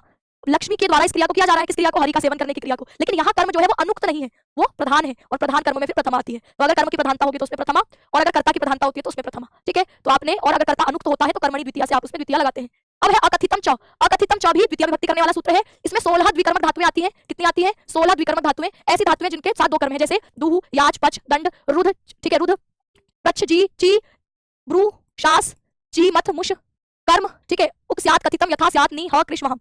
आपको दु, याच, पच, दंड, प्रच्छ, रुध, ची, जी, ब्रू, शास, मथ, मुष, नी, वह, नी, ह्री, वह, कृष्ण। मुझे इस क्रम से याद है, तो आपको अपने अपने क्रम से इसको याद कर सकते हैं। 16 द्विकर्मक धातुएं हैं, ये इनसे बनी हुई क्रियाएं हमें जहां दिखाई देती है वहां गौण कर्म में, यानी जो कर्म अनुक्त है उसमें आप द्वितीय करते हैं। तो गौण मतलब सेकेंडरी, गौण कर्म में आप अकथितम च गौण कर्म में द्वितीय करता है। मुख्य कर्म में तो कर्तुरी इप्सितमम करेगा, लेकिन जो गौण कर्म होगा उसमें आपकी अकथितम च द्वितीय करता है। और ये अपादान कारक की अविवक्षा में करता है। अब अविवक्षा मतलब जैसे मैं कहूं कि राम गाय से दूध दूहता है, तो राम गाय से दूध दूह रहा है, दूध हमें दोहना क्रिया के द्वारा चाहिए, वो मुख्य आपका कर्म हो गया जिसमें आप कर्तुरी इप्सितमम कर्म से द्वितीय करते हैं। लेकिन गाय से दूध दूह रहे हैं तो हम सामान्य देखें तो गाय से दूध अलग हो रहा है, गाय अपादान होनी चाहिए थी, लेकिन हम कह रहे हैं कि अगर दोहना क्रिया है तो वो द्विकर्मक है, और द्विकर्मक क्रिया है तो फिर यहाँ पर जो गौण कर्म है उसमें आप अकथितम च सूत्र से कर्म संज्ञा इसकी करते हैं। ठीक है, तो यहाँ पर हमें वह क्रियाएं देखनी है, जैसे ये दोग्धी क्रिया है, जैसे ये याचते क्रिया है, जैसे यह आपके पचती क्रिया है, जैसे यह दंडयति क्रिया है। ठीक है, जैसे ये रुणद्धि क्रिया है। तो इन धातुओं से बनी हुई क्रिया के दिखने पर जो गौण होगा उसमें आप अकथितम च से द्वितीय करेंगे। जैसे इसमें कुछ बहुत ही एक प्रसिद्ध एग्जांपल आपके पूछा जाता है कि गाम दोग्धी पयः, इसमें बताइए कि पयः शब्द में द्वितीय विभक्ति करने वाला सूत्र कौन सा है, ये पूछेगा। ऐसे इसमें रेखांकित कर देगा, इसको रेखांकित करके पूछेगा कि इसमें द्वितीय विभक्ति कौन सा सूत्र कर रहा है। तो क्या बताएंगे आप लोग, अगर पयः शब्द को रेखांकित करके पूछा है कि बताइए इसमें द्वितीय विभक्ति करने वाला सूत्र। दोग्धी क्रिया है, दुह धातु से प्रथमा पुरुष एक वचन में आपकी दोग्धी क्रिया बनी है, तो ये दुहना क्रिया दुह धातु का रूप है। इसके रहने पर 2 कर्म होते हैं, ये दोनों कर्म आपको दिख रहे हैं। एक होता है मुख्य कर्म, जो हम दुहना क्रिया के द्वारा जो हमको सबसे ज्यादा ईप्सितमम है वो मुख्य कर्म है। तो दुहना क्रिया के द्वारा भैया हम दूध को चाहते हैं, मुख्य कर्म है। इसमें कर्तुरी ईप्सितमम कर्म से कर्म संज्ञा और कर्मणि द्वितीय से द्वितीय विभक्ति हुई है। और इस गाम पद में ये अकथितम च आपकी अपादान की अविवक्षा में यहाँ पर द्वितीय करता है, यानी अपादान ना होकर यह एक गौण कर्म है और इसमें अकथितम च से द्वितीय। ऐसे हर एग्जांपल में यहाँ पर याचते क्रिया दिख रही है, तो बलि से वसुधा को मांगता है, तो यहाँ पर याच क्रिया के रूप में भी अभी एक द्विकर्मक धातु में 2 कर्म हो जाएंगे। मांगने के द्वारा, याचना के द्वारा हम वसुधा को चाहते हैं, ये मुख्य कर्म हो जाएगा, कर्तुरी इप्सितमम कर्म से द्वितीय होगी। लेकिन बलि से मांग रहे हैं, ये वैसे सामान्यतः अपादान होना चाहिए था कि उससे अलग हो रहा था, लेकिन फिर यहाँ पर अपादान की अविवक्षा में अकथितम च की याच धातु होगी, तो फिर ये गौण कर्म में द्वितीय करनी पड़ेगी, इसलिए यहाँ पर बलि लगता है। कई बार ये विभक्ति आपको गलत लगा के दिया जाएगा और कहा जाएगा इसमें सही बताइए। तो जो आपका त्रुटि संशोधन वाला टॉपिक है, उस टॉपिक में जो सवाल बनते हैं वो यहीं से बनते हैं कि आपको 2-4 वाक्य दिए होते हैं, उसमें कुछ 3 वाक्य गलत कर देता है, एक सही होता है कारक के नियम के हिसाब से, तो आपको वहाँ पर गलतियां पहचानने के लिए, है ना। तो ये सारे इसके एग्जाम्पल है। इसमें 16 द्विकर्मक धातुएं और ये धातु का नाम आपको याद रखना है। ठीक है, यहाँ पर हर किसी के एग्जाम्पल है। अपादान कारकों की अविवक्षा में अविवक्षित कारक कर्म संज्ञक होता है। इसमें दुह, याच, पच, दंड, रुद्र, प्रच, ची, भ्रू, शा, जी, मथ, मुश, नी, री, वह, कृष 16 धातुएं आ गई। इनके प्रयोग करने में वक्ता स्वतंत्र होता है, चाहे वो करण, संप्रदान, अपादान, अधिकरण आदि कारक का प्रयोग करे या इनके स्थान पर कर्म कारक का प्रयोग करे। इस सूत्र से की जाने वाली संज्ञा अर्थ निबंधन अर्थात इन धातुओं से मिलते जुलते अर्थ वाले। अच्छा, इन धातुओं से मिलते जुलते अर्थ वाली कोई और धातु है, जैसे याच धातु, याच की जगह भिक्ष क्रिया का प्रयोग कर रखा है, भिक्षते बोल रखा है, तो मांगना अर्थ में है, तो उससे मिलती जुलती धातुओं के अर्थ में भी अकथितम च सूत्र ही गौण कर्म में कर्म संज्ञा करता है। ठीक है, तो अकथितम समझ गए, जो प्रधान नहीं है, जो अप्रधान है, जो गौण है ना। और आपके इसके वाक्य जैसे दूह धातु का वाक्य दे रखा है, देवदत्तः गाम पयः दोग्धी। देवदत्त इस दोहना क्रिया को कर रहा है, इस दोहना क्रिया के द्वारा उसको चाहिए यह दूध, ये इसका मुख्य कर्म है कर्तुरीप्सितम कर्म से। लेकिन अगर हम यहाँ पर अकथितम च सूत्र अप्लाई करें तो वह इस गाम पद में द्वितीय करता है, यानी कि आपके जो अपादान की अविवक्षा में गाय से दूध होता है तो गाय अपादान होती, लेकिन अपादान की अविवक्षा में अकथितम च ने द्विकर्मक धातु के होने पर यहाँ पर कर्म संज्ञा कर दी और गाम पद में द्वितीय हो गई। ऐसे सारे एग्जांपल, बलिम याचते वसुधाम, तो यहाँ पर बलि से पृथ्वी को मांगता है, हमें वसुधा चाहिए, मुख्य कर्म है, और यहाँ पर बलि गौण कर्म है, अपादान की अविवक्षा में यहाँ पर भी आपकी द्वितीय विभक्ति हो गई है। तंडुलान ओदनम पचती, चावलों से भात पकाता है, तो यहाँ पर इस पकना क्रिया के द्वारा हमें चावल चाहिए, ये मुख्य कर्म हो गया, लेकिन जिससे आप चावल पका रहे हैं वह गौण कर्म हो गया, तो इसमें अकथितम च से द्वितीय हुई है। तो अब इन सारे ही एग्जांपल्स में क्रिया के माध्यम से आप जिसको प्राप्त कर रहे हैं, जिसको सबसे अधिक चाह रहे हैं, वो कर्तुरीप्सितम कर्म से वहां पर द्वितीय हो रही है, और जो आपके बच गया कर्म है वो अकथितम च से आपकी द्वितीय होगी। तो ये सारे एक एक करके इसके एग्जांपल देख लीजिएगा। ठीक है, ये आपके सारे टेबल है जिसमें आपको सब में दोग्धी, याचते, है ना, पचती, दंडयति, रुणद्धि, पृच्छति, ये सारी क्रियाएं दिखाई देंगी। तो ये अकथितम च सूत्र हमने समझा, आगे बढ़ते हैं। अगला है अभितः, परितः, समया, निक्षा, हा प्रतियोगे अपि। मैंने एक एग्जांपल बता दिए हैं, बाकी सारे एग्जांपल वैसे ही है, सेम नियम सब में ही अप्लाई हो रहा है, तो इसीलिए मैं बाकी सारे एक एग्जांपल नहीं करा रही हूँ। ठीक है, हाँ, तो अब है वार्तिक अभितः, परितः, समया, निक्षा, हा प्रतियोगे। अभितः शब्द का अर्थ होता है दोनों ओर, परितः शब्द का अर्थ होता है चारों ओर, समया शब्द का अर्थ होता है समीप, निक्षा का अर्थ होता है निकट, हा खेद सूचक शब्द है, और प्रति का अर्थ होता है की ओर। इन शब्दों के योग में भी द्वितीय विभक्ति आती है। जैसे आप कह रहे हो जो आपके अभितः कृष्णम गोपाह, तो यहाँ पर कृष्ण के सभी ओर वाले हैं या दोनों ओर वाले हैं, तो यहाँ पर अभितः के योग में कृष्णम पद में द्वितीय। ठीक है, परितः कृष्णम गोपाह, चारों तरफ कृष्ण के वाले हैं, परितः शब्द के योग में कृष्णम में द्वितीय। सामान्य अगर हम इसका हिंदी अर्थ देखें तो अगर हम कहते हैं कृष्ण के सभी ओर वाले हैं, तो काके के अर्थ में षष्ठी होनी चाहिए थी, और आपको अशुद्धि संशोधन वाले में एक वाक्य ऐसा मिलेगा जिसमें लिखा होगा कृष्णस्य अभितः गोपाह या अभितः कृष्णस्य गोपाह, और आपको लग रहा होगा सही है, काके की अर्थ है, षष्ठी विभक्ति है, वाक्य तो सही है, तो वो आपको फिर कारक के नियम पता होंगे तो आप समझ जाएंगे कि अभितः शब्द के योग में द्वितीय करनी होती है, तो यहाँ पर पद आपका कृष्णम बनता है कि अभितः कृष्णम गोपाह। ऐसे बाकी सारे भी हैं। निक्षा लंका, लंका के निकट, तो लंका पद में द्वितीय हमने करी है, क्यों? क्योंकि यहाँ निक्षा पद का योग हो रहा है। हाँ कृष्णा भक्तम, तो जो कृष्ण का भक्त नहीं है उसको मतलब यहाँ पर खेद व्यक्त किया गया है, तो यहाँ पर कृष्णा, हाँ कृष्णा भक्तम में कृष्ण के अभक्त, मतलब आपके कृष्ण के भक्त नहीं है उन पर खेद किया गया है, इसलिए यहाँ पर आप कृष्णम अभक्तम कहेंगे। बुभुक्षितम ना प्रतिभाति किंचित, तो यहाँ पर आपके ना प्रतिभाति, प्रति शब्द के योग में बुभक्षितम पद में द्वितीय कर दी। ठीक है, तो यहाँ पर प्रति, हाँ, निक्षा, अभितः और परितः, इन शब्दों के योग में द्वितीय विभक्ति आती है। अब आ जाते हैं तृतीया पर। तृतीया विभक्ति आती है मुख्य तो करण कारक में साधक तमम करणम हम कहते हैं, तो क्रिया को सिद्ध करने में जो साधन होता है उसको आप करण कहते हैं, और हम करण कारक में तृतीया कहते हैं। ठीक है, तो आपने एक सूत्र पढ़ा होगा आपके साधक तमम करणम, इसके अलावा कर्तृकरणयोस् तृतीया। कर्तृकरणयोस् तृतीया कहता है कि कर्ता में और करण में तृतीया हो, कर्ता और करण में तृतीया हो, कर्ता और करण में तृतीया। अब यहाँ पर ये जो कर्ता है ये कैसा कर्ता होगा? जो अप्रधान है या अनुक्त है, तो अप्रधान कहो या अनुक्त कहो, जैसे आप बनाओगे वाच्य पढ़ोगे तो वाच्य में कर्म वाच्य और भाववाच्य, वहां पर कर्ता अप्रधान होता है, अनुक्त होता है, तो ऐसे अप्रधान या अनुक्त कर्ता में हम तृतीया लगाते हैं और करण में भी तृतीया लगाते हैं। तो अन अभी जिसको कहा नहीं गया है अनुक्त है, ऐसे कर्ता और करण में तृतीया विभक्ति होगी। वाक्य है रामेण बाणेन हतो बाली, ये वाक्य है। अब यहाँ पर देखिए जो राम है ये कैसा हो गया? अनुक्त कर्ता, राम के द्वारा बाली मारा गया, तो यहाँ पर राम को हम कर्ता पद की प्रधानता नहीं दिखा रहे हैं, हमने कर्ता पद को तृतीया में दिखाया है ना, हम बाली कर्म की प्रधानता दिखा रहे हैं, इसमें हम प्रथमा विभक्ति लगा रहे हैं, तो यहाँ पर कर्तृकरणयोस् तृतीया से जो अनुक्त कर्ता है इसमें तृतीया हो गई, और इस मारना क्रिया में सहायता कौन दे रहा है? बाण, बाण से मारा गया बाली है ना, तो ये बाण हो गया करण, तो कर्तृकरणयोस् तृतीया आपके अप्रधान कर्ता और जो आपका अप्रधान साधक तमम करणम करण है उसमें तृतीया करेगा। ठीक, तो ये कर्तृकरणयोस् तृतीया आपके तृतीया विभक्ति करने वाला सूत्र है, यह करण कारक में तृतीया करता है, अप्रधान कर्ता पद में तृतीया करता है। अगला तृतीया विभक्ति करने वाला सूत्र है सहयुक्त अप्रधान है। क्या कहता है? ये कहता है कि सह शब्द हमें दिखाई दे, सह के साथ हम और भी शब्दों को जोड़ते हैं, सह है, साकम है, सार्धम है और समम है, सार्धम है, समम है, तो यहाँ पर सह, साकम, सार्धम, समम इन शब्दों के योग में जो अप्रधान है उसमें तृतीया आएगी। जैसे मैं कहती हूँ पुत्र के साथ पिता आए, तो यहाँ पर सह शब्द के योग में पुत्र पद में तृतीया। अप्रधान और प्रधान, प्रधान वो होता है जिसका क्रिया के साथ संबंध हो, तो पिता आगत, पिता आए, इस पद का क्रिया के साथ अन्वय हो रहा है, ये प्रधान है, इसलिए इसमें तृतीया विभक्ति नहीं आई। जो अप्रधान है जैसे पुत्रेण आगत, तो पुत्रेण आगत हमें इसका क्रिया के साथ अन्वय नहीं हो रहा, पुत्र के आए क्या तो अन्वय नहीं हुआ, इसलिए यह अप्रधान है, और अप्रधान करण में ही अप्रधान जो आपका कारक है उसमें आप यहाँ पर तृतीया लगाते हैं। तो सह, साकम, सार्धम, समम शब्द दिख जाए तो समझ जाइए कि इसके योग में तृतीया आनी चाहिए। अगर मैं कहूँ कि पिता के साथ पुत्र आया फिर बदल जाएगा, अगर मैं कहूँ पिता के साथ पुत्र आया तो अब यहाँ पर पिता पद में तृतीया आ जाएगी कि पित्रा सह आगतः पुत्रः, है ना, वाक्य हमने बदल दिया। तो अब यहाँ पर पुत्र प्रधान है, पुत्र में आप प्रथमा लगा रहे हैं, पिता अप्रधान हो गया, पिता में हमने सहयुक्त अप्रधान से तृतीया कर दी। राम के साथ सीता वन गई, रामेण सह, रामेण साकम, इस साकम सार्धम समम शब्दों का अर्थ भी वही है, रामेण साकम सीता वनम गच्छति या वनम गतः वन गई, तो रामेण साकम। ठीक है, ये साकम सार्धम समम शब्दों के योग में तृतीया विभक्ति लगानी होती है। अब हमारे पास सूत्र है येनांग विकारः, किसी अंग विशेष में विकार होता है तो वहां पर भी तृतीया विभक्ति आती है। जैसे मैं कहूँ वह आंख से काणा है तो उसके आंख में विकार है तो उसमें तृतीया आ जाएगी नेत्रेण काणः। मैं कहती हूँ वह हाथ से लूला है तो हाथ में विकार है, इसमें तृतीया आ जाएगी हस्तेन लुंजः। मैं कहती हूँ पैर में विकार है, पैर में तृतीया आ जाएगी, पादेन, खंजह, खंजह, है ना। ये कुछ एग्जांपल इसमें मिलता है। अच्छा मैं कहूँ दोनों ही आंखों से अंधा है, तो अब दोनों आंखों से कई बार नेत्राभ्याम लिखा होता है, तो हम दोनों आंखों की फिर तृतीया विभक्ति द्विवचन बोलेंगे कि नेत्राभ्याम अंधः, है ना, नेत्राभ्याम अंधः द्विवचन की तृतीया। ऐसी पैरों में भी पादाभ्याम, हस्ताभ्याम, तो ये आपके फिर अगर हम दोनों की बात करेंगे तो फिर आप तृतीया विभक्ति द्विवचन की लगाएंगे। ठीक है, एक आता है शिरसा खलवाटा, सर से गंजा है, तो शिरसा पद में तृतीया हो गई। जिस भी किसी अंग विशेष में विकार है वह येनांग विकार से तृतीया विभक्ति से दिखाया जाता है। ठीक है, अक्षणा काणः, अक्षणा ये आपकी अक्षी पद की तृतीया, तो आंख से काड़ा है, अक्षणा पद में तृतीया। त्रुटि संशोधन में भी दिए जाते हैं ये वाक्य। पृष्ठेन कुब्जा, पीठ से कुब्जा है, कुबड़ा है, तो ये पीठ में विकार है इसलिए तृतीया विभक्ति आई। शिरसा खलवाटा, सर से गंजा है, इसलिए हमने शिरसा पद में तृतीया विभक्ति करी। अब सूत्र है हमारे पास इत्थम भूत लक्षणे। अब सूत्र क्या है, इत्थम भूत लक्षणे क्या कहता है, किसी लक्षण विशेष को प्रकट करने के अर्थ में जो लक्षण है उसमें आप तृतीया लगाते हैं। जैसे जटाओं से लग रहा है तपस्वी है, तो जटाएं उसका लक्षण है, इसीलिए आप यहाँ पर जटा भी करते हैं, क्योंकि जटाएं देखने के बाद हमने कहा कि भैया वह क्या है, सन्यासी है।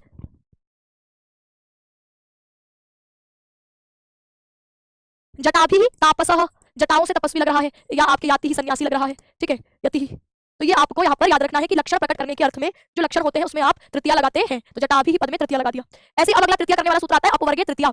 अपवर्गीय तृतीया का अर्थ है कि जब आप क्रिया को समाप्त कर चुके। अच्छा, द्वितीय विभक्ति में आपने एक सूत्र पढ़ा होगा, द्वितीय विभक्ति में एक सूत्र रहेगा जो कि था कालात् ध्वनोर अत्यंत संयोगे। ठीक है, तो आपका एक सूत्र था कालात् ध्वनोर अत्यंत संयोगे। ये जो सूत्र था ये क्या कहता है, ये कहता है कि ऐसे काल से आपके कालवाचक शब्द, कालवाचक शब्द और अध्व शब्द से आपका मार्गवाचक पद, उसमें द्वितीय होगी। कब, जब वो क्रिया चल रही है, उसका अत्यंत संयोग है, यानी क्रिया चल रही है। कालवाचक या मार्गवाचक शब्द में जब क्रिया का अत्यंत संयोग हो, में क्रिया का अत्यंत संयोग होने पर, अत्यंत संयोग होने पर द्वितीय विभक्ति आएगी। काला ध्वनो अत्यंत संयोग कहेगा कि कालवाचक या मार्गवाचक शब्दों के अत्यंत संयोग होने पर तृतीय विभक्ति आएगी। जैसे मैं आपके कुछ वाक्य मैंने लिखा कि मासम, मासम व्याकरणम, व्याकरणम अधीते,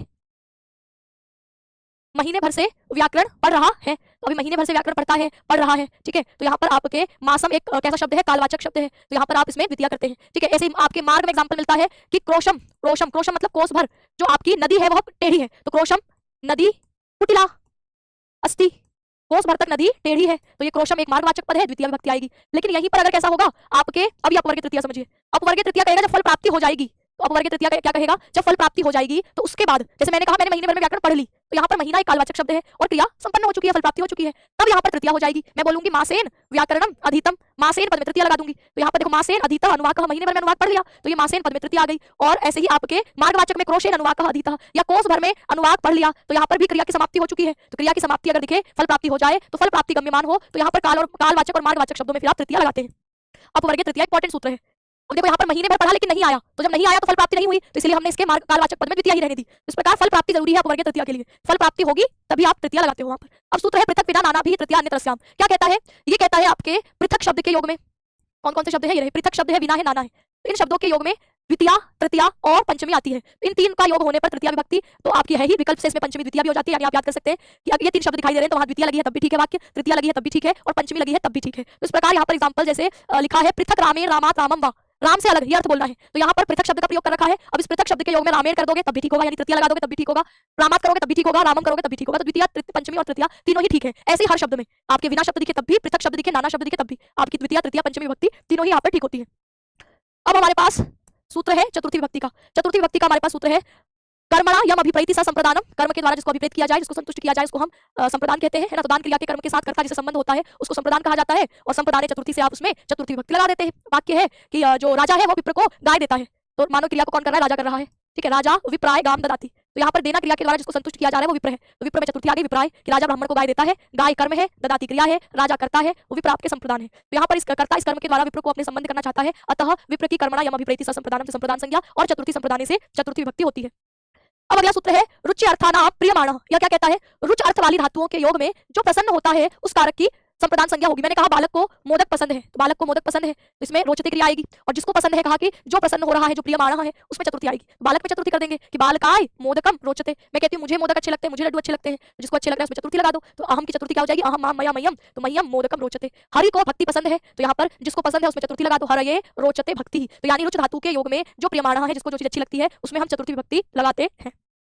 अब हमारे पास है नमः स्वस्ति स्वाहा स्वधा अलम वषट योगाच्च। क्या कहता है कि हमें शब्द दिख जाए नमः, हमें शब्द दिख जाए स्वस्ति स्वाहा स्वधा अलम वषट, इन शब्दों के योग में हम चतुर्थी लगाएंगे। जैसे हम कहें हरये नमः, हरि को नमस्कार है, तो नमः के योग में हरि पद में चतुर्थी गुरुवे नमः, गुरु नमः के योग में गुरु पद में चतुर्थी। ऐसे ही स्वस्ति तो हम कहते हैं प्रजाभ्यः स्वस्ति, प्रजाओं का कल्याण हो, तो प्रजाओं का कल्याण हो, तो यहाँ पर स्वस्ति शब्द के योग में चतुर्थी बहुवचन का पद है, प्रजाओं का कल्याण है, तो प्रजाभ्यः स्वस्ति। ऐसे ही स्वाहा तो अग्नि पर, अग्नि को स्वाहा है, तो अग्नि की चतुर्थी अग्नि अग्नि अग्नि अग्निमा अग्नि अग्निना अग्नये, तो अग्नये स्वाहा। स्वधा तो स्वधा शब्द के योग में आपके पितरों को अर्पित, पितरों के लिए, तो यहाँ पर पितृ पद में चतुर्थी बहुवचन पितृभ्यः। ऐसे ही वशट, वशट शब्द के योग में भी आपके जो है वह इंद्र पद में चतुर्थी। इस प्रकार हमें नमः, स्वस्ति, स्वधा, अलम, वशट। अच्छा, अलम शब्द पर्याप्त, अलम शब्द आपके अगर तृतीय विभक्ति, अलम पद अगर तृतीय विभक्ति के साथ आता है तो वह निषेध अर्थ में होगा, निषेध अर्थ में होगा। वही अलम पद अगर चतुर्थी के साथ आएगा, चतुर्थी के साथ आएगा, तो फिर वह क्या अर्थ देगा? पर्याप्त अर्थ देगा, पर्याप्त अर्थ देगा। ठीक है, अगर किसके अर्थ में आएगा? पर्याप्त वाले अर्थ में। ठीक है, तो अलम इति पर्याप्त अर्थ ग्रहणम, तो यहाँ पर जो नमः, स्वस्ति, स्वाहा, स्वधा, अलम, वशट बोला, बाकी शब्दों के एग्जांपल देखिए। अलम शब्द के लिए कहा कि अलम शब्द समर्थ अर्थ वाले शब्दों का ग्रहण अभिष्ट है, यानी पर्याप्त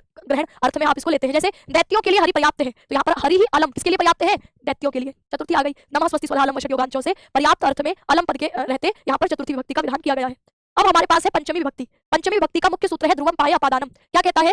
ये आपके किसी स्थिर विश्लेष वियोग अलग होने को अपाय कहा जाता है, विश्लेषित होने को, अलग होने को अपाय कहा जाता है। अपाय में जो अवधि बना हो, जिससे कोई चीज अलग हो रही हो, उसकी अपादान संज्ञा होती है। अपादान पंचमी विभक्ति, अपादान पंचमी सूत्र, अपादान में पंचमी विभक्ति करनी है, यह विधान करता है। जैसे गांव से आता है, गांव से आता है तो गांव से अलग हो रहा है, इसलिए जहां से अलग हो रहा है इसमें हमने पंचमी लगाई, ग्रामात आयाति।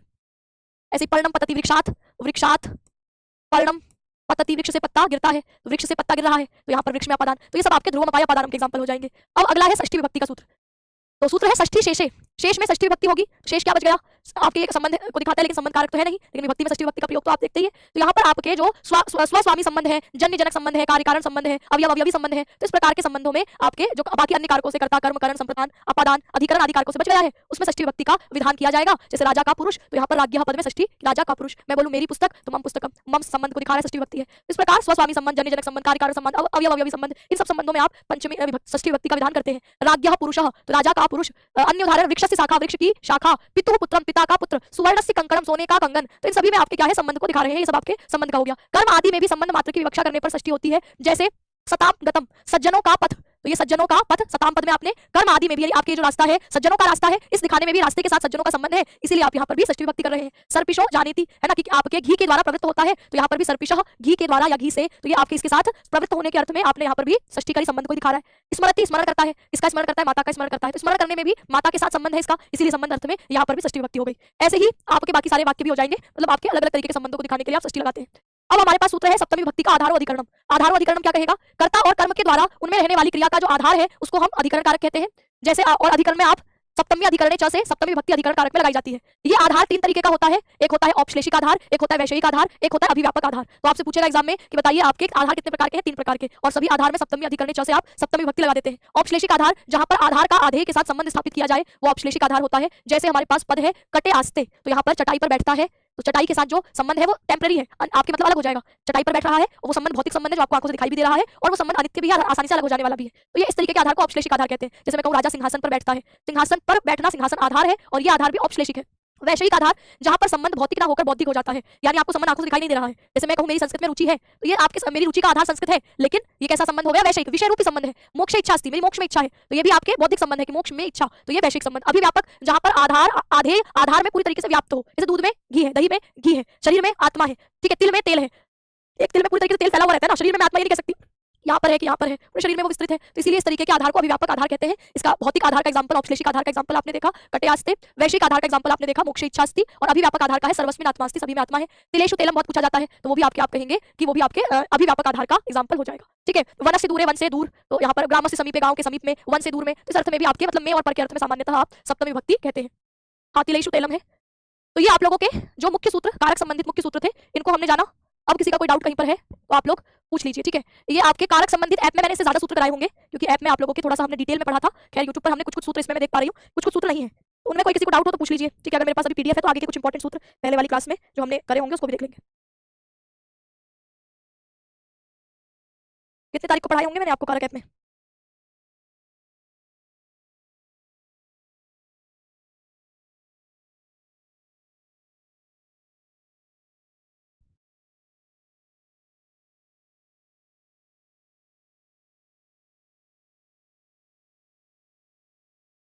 कुछ कुछ सूत्र जो ऐप में कराए हैं यहाँ नहीं है।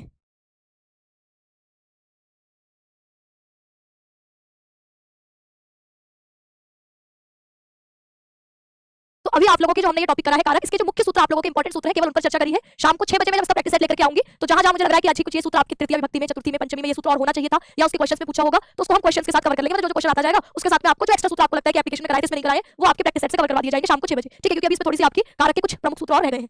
और फिर कल हम इसी समय पर प्रत्यय कंटिन्यू करेंगे। परसों यही वाच्य एवं अशुद्धि संशोधन। अशुद्धि संशोधन टॉपिक कोई अलग से टॉपिक नहीं पढ़ाया जाएगा, इसमें थ्योरी, इसमें कुछ वाक्यों की प्रैक्टिस आपको करा दी जाएगी, वाच्य का भी थ्योरी आपको समझाई जाएगी और इसके वाक्यों की प्रैक्टिस होगी। साहित्य के सामान्य ग्रंथों के परिचय में जो भी आपके सामान्य ग्रंथ है उसके बारे में, हर ग्रंथ के बारे में, जैसे रामायण है, महाभारत है, अभिज्ञान शाकुंतलम है, स्वप्नवासव दत्तम है, मेघदूतम है, कुछ तो आपके सिलेबस के ग्रंथ होंगे, कुछ और एक्स्ट्रा होंगे शायद जिनकी कहानी आपको ना पता हो, तो मोटा मोटा इसमें भी हम कहानियों का परिचय वगैरह, कवि परिचय वगैरह ही देखेंगे। और अगर समय लगा तो फिर एक 200 क्वेश्चन आप लोगों के गागर में सागर की पीडीएफ में हमने 300 क्वेश्चन करे थे, क्वेश्चन हमारे पास 500 के करीब थे, तो वो जो 200 क्वेश्चन रह गए वो अगर टाइम लगेगा तो आपको अगले दिन करा दिए जाएंगे, ठीक है? और ये एलटी की आपकी पूरी कंप्लीट तैयारी इसमें आप कर सकते हैं। आज के सेशन को फिर मैं ही विराम देती हूँ। मुलाकात आप सभी से शाम को 6 बजे होगी। सभी को नमस्कार, धन्यवाद।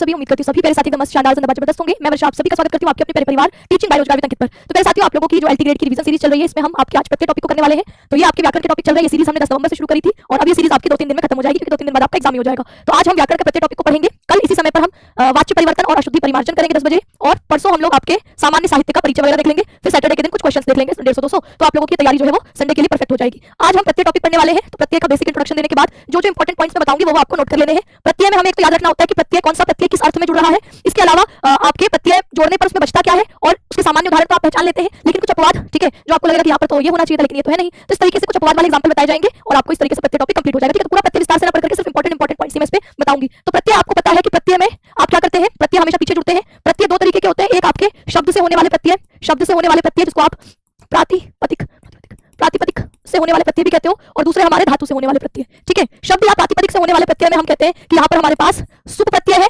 सुप प्रत्यय की संख्या 21 है। इससे आप क्या बनाते हैं, शब्द रूप बनाते हैं। ये क्या हमें यहाँ पढ़ने होते हैं? नहीं, हमें पढ़ने हैं यहाँ पर तद्धित प्रत्यय। तद्धित प्रत्यय आपके इसमें भी आपके सिलेबस में मतुप और अण, ये दोनों तद्धित प्रत्यय आपके सिलेबस में लगे हुए हैं। और तीसरा स्त्री प्रत्यय आपके सिलेबस में नहीं है। पुल्लिंग शब्दों से स्त्रीलिंग बनाने के लिए हम स्त्री प्रत्ययों का प्रयोग करते हैं। धातु से होने वाले प्रत्यय हमारे दो तरीके के होते हैं, एक तिंग प्रत्यय जिनकी संख्या 18 होती है, जिनसे आप धातु रूप बनाते हैं। ये भी हमें यहाँ नहीं पढ़ने, हमें यहाँ पढ़ने होते हैं कृत प्रत्यय। तो कृत प्रत्यय किससे होते हैं? धातु से होते हैं। और ये क्या बनाते हैं? तो ये धातु से होने वाले प्रत्यय हैं और ये आपके जो है कृत प्रत्यय लगता है जिसके अंत में, उसको हम कृदंत कहते हैं। और ज्यादातर जो आपके प्रत्यय हैं वो कृदंत प्रत्यय ही आपके सिलेबस में लगे हुए हैं, ठीक है? चलिए तो फिर आज के सेशन को शुरू कर रहे हैं। प्रत्यय शब्द आपके प्रति उपसर्ग है, इसमें अय धातु है, अच प्रत्यय है, इससे जुड़कर के प्रत्यय शब्द बना है। और प्रत्यय आपके पीछे जुड़ता है और शब्द के अंत में या धातु के अंत में जुड़कर थोड़ा सा अर्थ में परिवर्तन कर देता है। मुख्यतः हम यहाँ पर आपके सिलेबस में कृत प्रत्यय और तद्धित प्रत्यय पढ़ने वाले हैं। जितने प्रत्यय आपके सिलेबस में है उसमें से केवल 2 प्रत्यय आपके तद्धित है, मतुप और अण प्रत्यय। इसके अलावा सारे कृत प्रत्यय है, यानी सारे ही प्रत्यय धातु से होने वाले प्रत्यय हैं। तो यहाँ पर कृत प्रत्यय में आप देखेंगे कि हमारे पास त्वा प्रत्यय है, लियप प्रत्यय है, तुमुन प्रत्यय है। ये तीनों प्रत्यय अगर है तो ये तीनों प्रत्यय किसी धातु के अंत में आपको जुड़ा हुआ दिख रहा है तो समझ जाइए वह पद कैसा है, अव्यय। तो ये तीनों प्रत्यय जिसकी भी धातु के साथ जुड़ जाते हैं उसको अव्यय बना देते हैं। अव्यय में आपके जिसका अव्यय ना हो, जिसमें किसी पुरुष, किसी लिंग, किसी वचन के हिसाब से कोई परिवर्तन ना हो, वो अव्यय कहलाता है। तो किसी भी धातु के अंत में त्वा प्रत्यय, लियप प्रत्यय और तुमुन प्रत्यय दिख रहा है तो उसको आप अव्यय पद कहेंगे। इसके अलावा तव्यत और अनियर प्रत्यय भी है। ये दोनों प्रत्यय आपके कौन से होते हैं? कृत्य प्रत्यय। यानी जैसे अगर इतने कृत प्रत्यय हैं तो उसमें से 7 प्रत्यय ऐसे होते हैं जिनका नाम कृत्य भी है। तो ये तव्यत और अनियर प्रत्यय ऐसे हैं जो कृत्य प्रत्यय भी इनको कहा जाता है। तो ये कृत होने के साथ साथ क्या होंगे? कृत्य प्रत्यय। अब चलिए, तिंग प्रत्यय तो खैर आप लोगों के सिलेबस में भी है नहीं, है ना? शब्दों से लगने वाले हमने कहा सुप्रत्यय, स्त्री प्रत्यय भी नहीं है। तद्धित प्रत्यय आपके सिलेबस में है जिसमें मतुप और अण प्रत्यय हमें पढ़ना है। तो सबसे पहले हमारे पास प्रत्यय है त्वा प्रत्यय। त्वा प्रत्यय क्या होता है?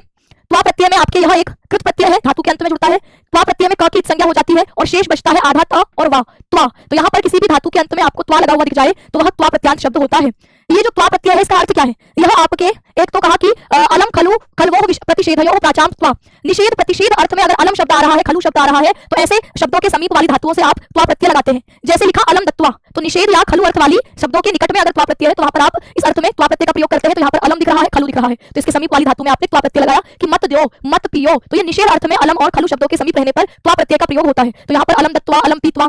तो दत्वा शब्द में दा धातु से त्वा प्रत्यय हुआ, पीत्वा शब्द में पा धातु से त्वा प्रत्यय हुआ। तो इस तरीके से आपको ये शब्द देकर के पूछेगा कि बताइए यहाँ पर कौन सा धातु है, कौन सा प्रत्यय है। रुदित्वा शब्द है तो रुद धातु से त्वा प्रत्यय, गत्वा शब्द है तो गन धातु से त्वा प्रत्यय, ठीक है। संरभ्य शब्द है, अब आप सोचेंगे कि यहाँ पर तो आपके त्वा प्रत्यय नहीं है। तो त्वा प्रत्यय और यह प्रत्यय को एक साथ जोड़कर देखिए, ये दोनों ही प्रत्ययों का प्रयोग होता है जब एक कर्ता हो और वह एक से ज्यादा क्रियाएं कर रहा है। तो एक कर्ता है, एक से ज्यादा क्रियाएं कर रहा है, तो यहाँ पर पूर्वकालिक क्रिया जो वो पहले कर चुका है उसके अर्थ में आप त्वा प्रत्यय का और यह प्रत्यय का प्रयोग करते हैं। ये दोनों एक ही अर्थ दे रहे हैं, ये दोनों आपके समानार्थक प्रत्यय है।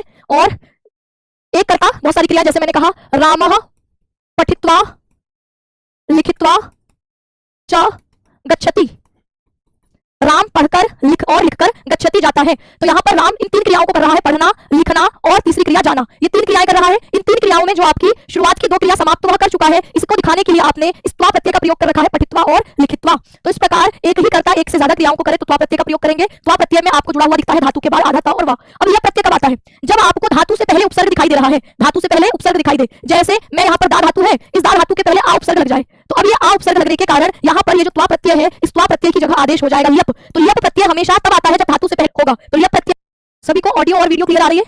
एक बार बताइए।